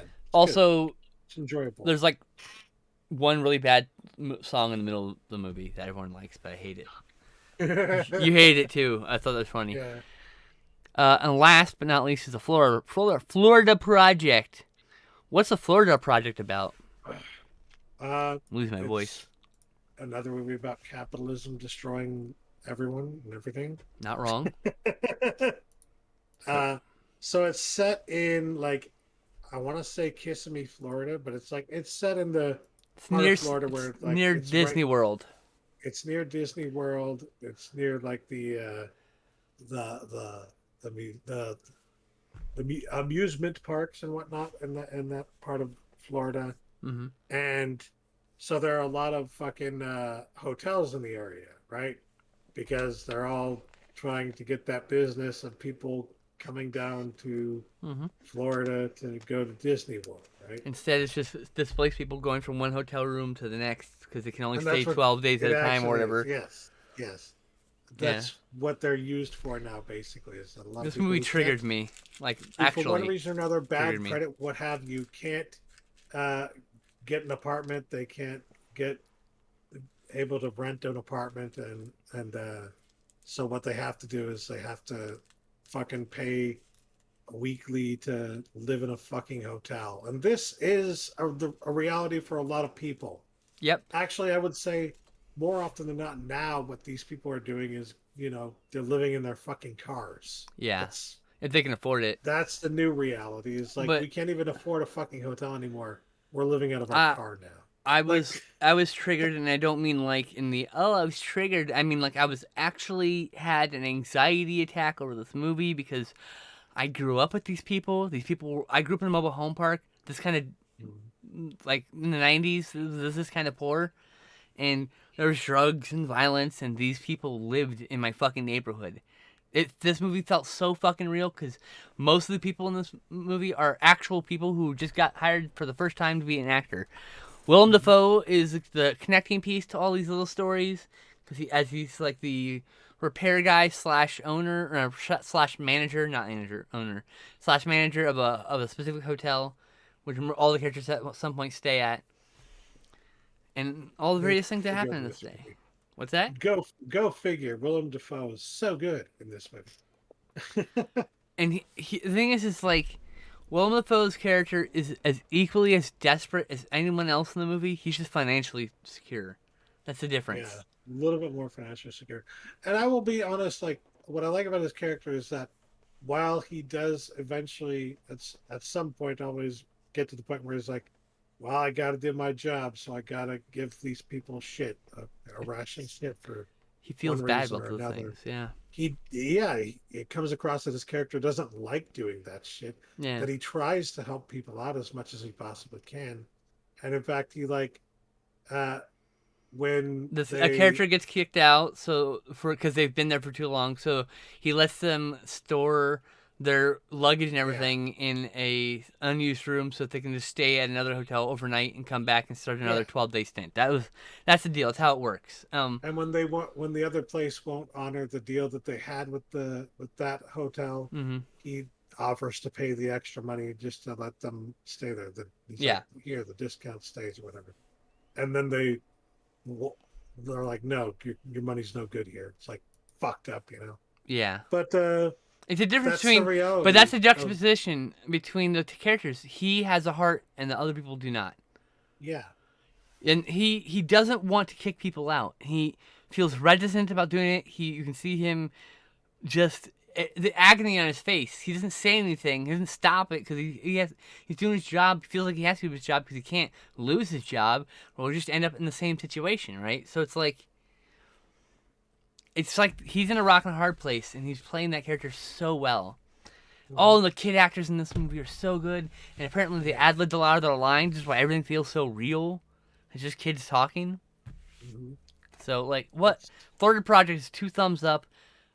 It's very upsetting if you are like me and are sensitive to those kind of stories because you grew up in that. Like, you're gonna be reminded of a lot of people from your neighborhood. mhm. The only thing this lacked was the person in the neighborhood who is basically the general store because they have all the candy in the garage and they sell it to you for cheaper than the actual general store. That Okay. exists in almost every poor neighborhood because everyone's gonna try In to make my a buck. case, it was the guy who was trying to run a sports card shop out of his fucking garage. Hell yeah. But yeah, Florida Project. What did I give that? I gave it a 9. I gave it an 8 out of 10. Yeah, Sneaky thing. I It's good docked it a movie. point for giving me a panic attack. That fucking movie. But no, I mean, like, we were done with this, and it was like only midnight. We're normally up till 2 in the morning watching movies, and I was just like, I gotta go to bed. I was just so fucking spent after that. We watched only 4 movies this last weekend. We watched Florida Project, Insomnia, and then we watched uh uh no, we watched Florida Project, Insomnia, Heaven Can Wait. We only watched 3 movies. Probably for the best because We watched the Chucky series, the last of the Chucky this series. episode has run almost 3 hours It now. has, and we have actually caught up. So we'll see you in 2 weeks, everybody. All Thank you, right. everybody, for stopping by. My throat is gonna be sore. Hopefully, I can stream tomorrow. Bye, everybody.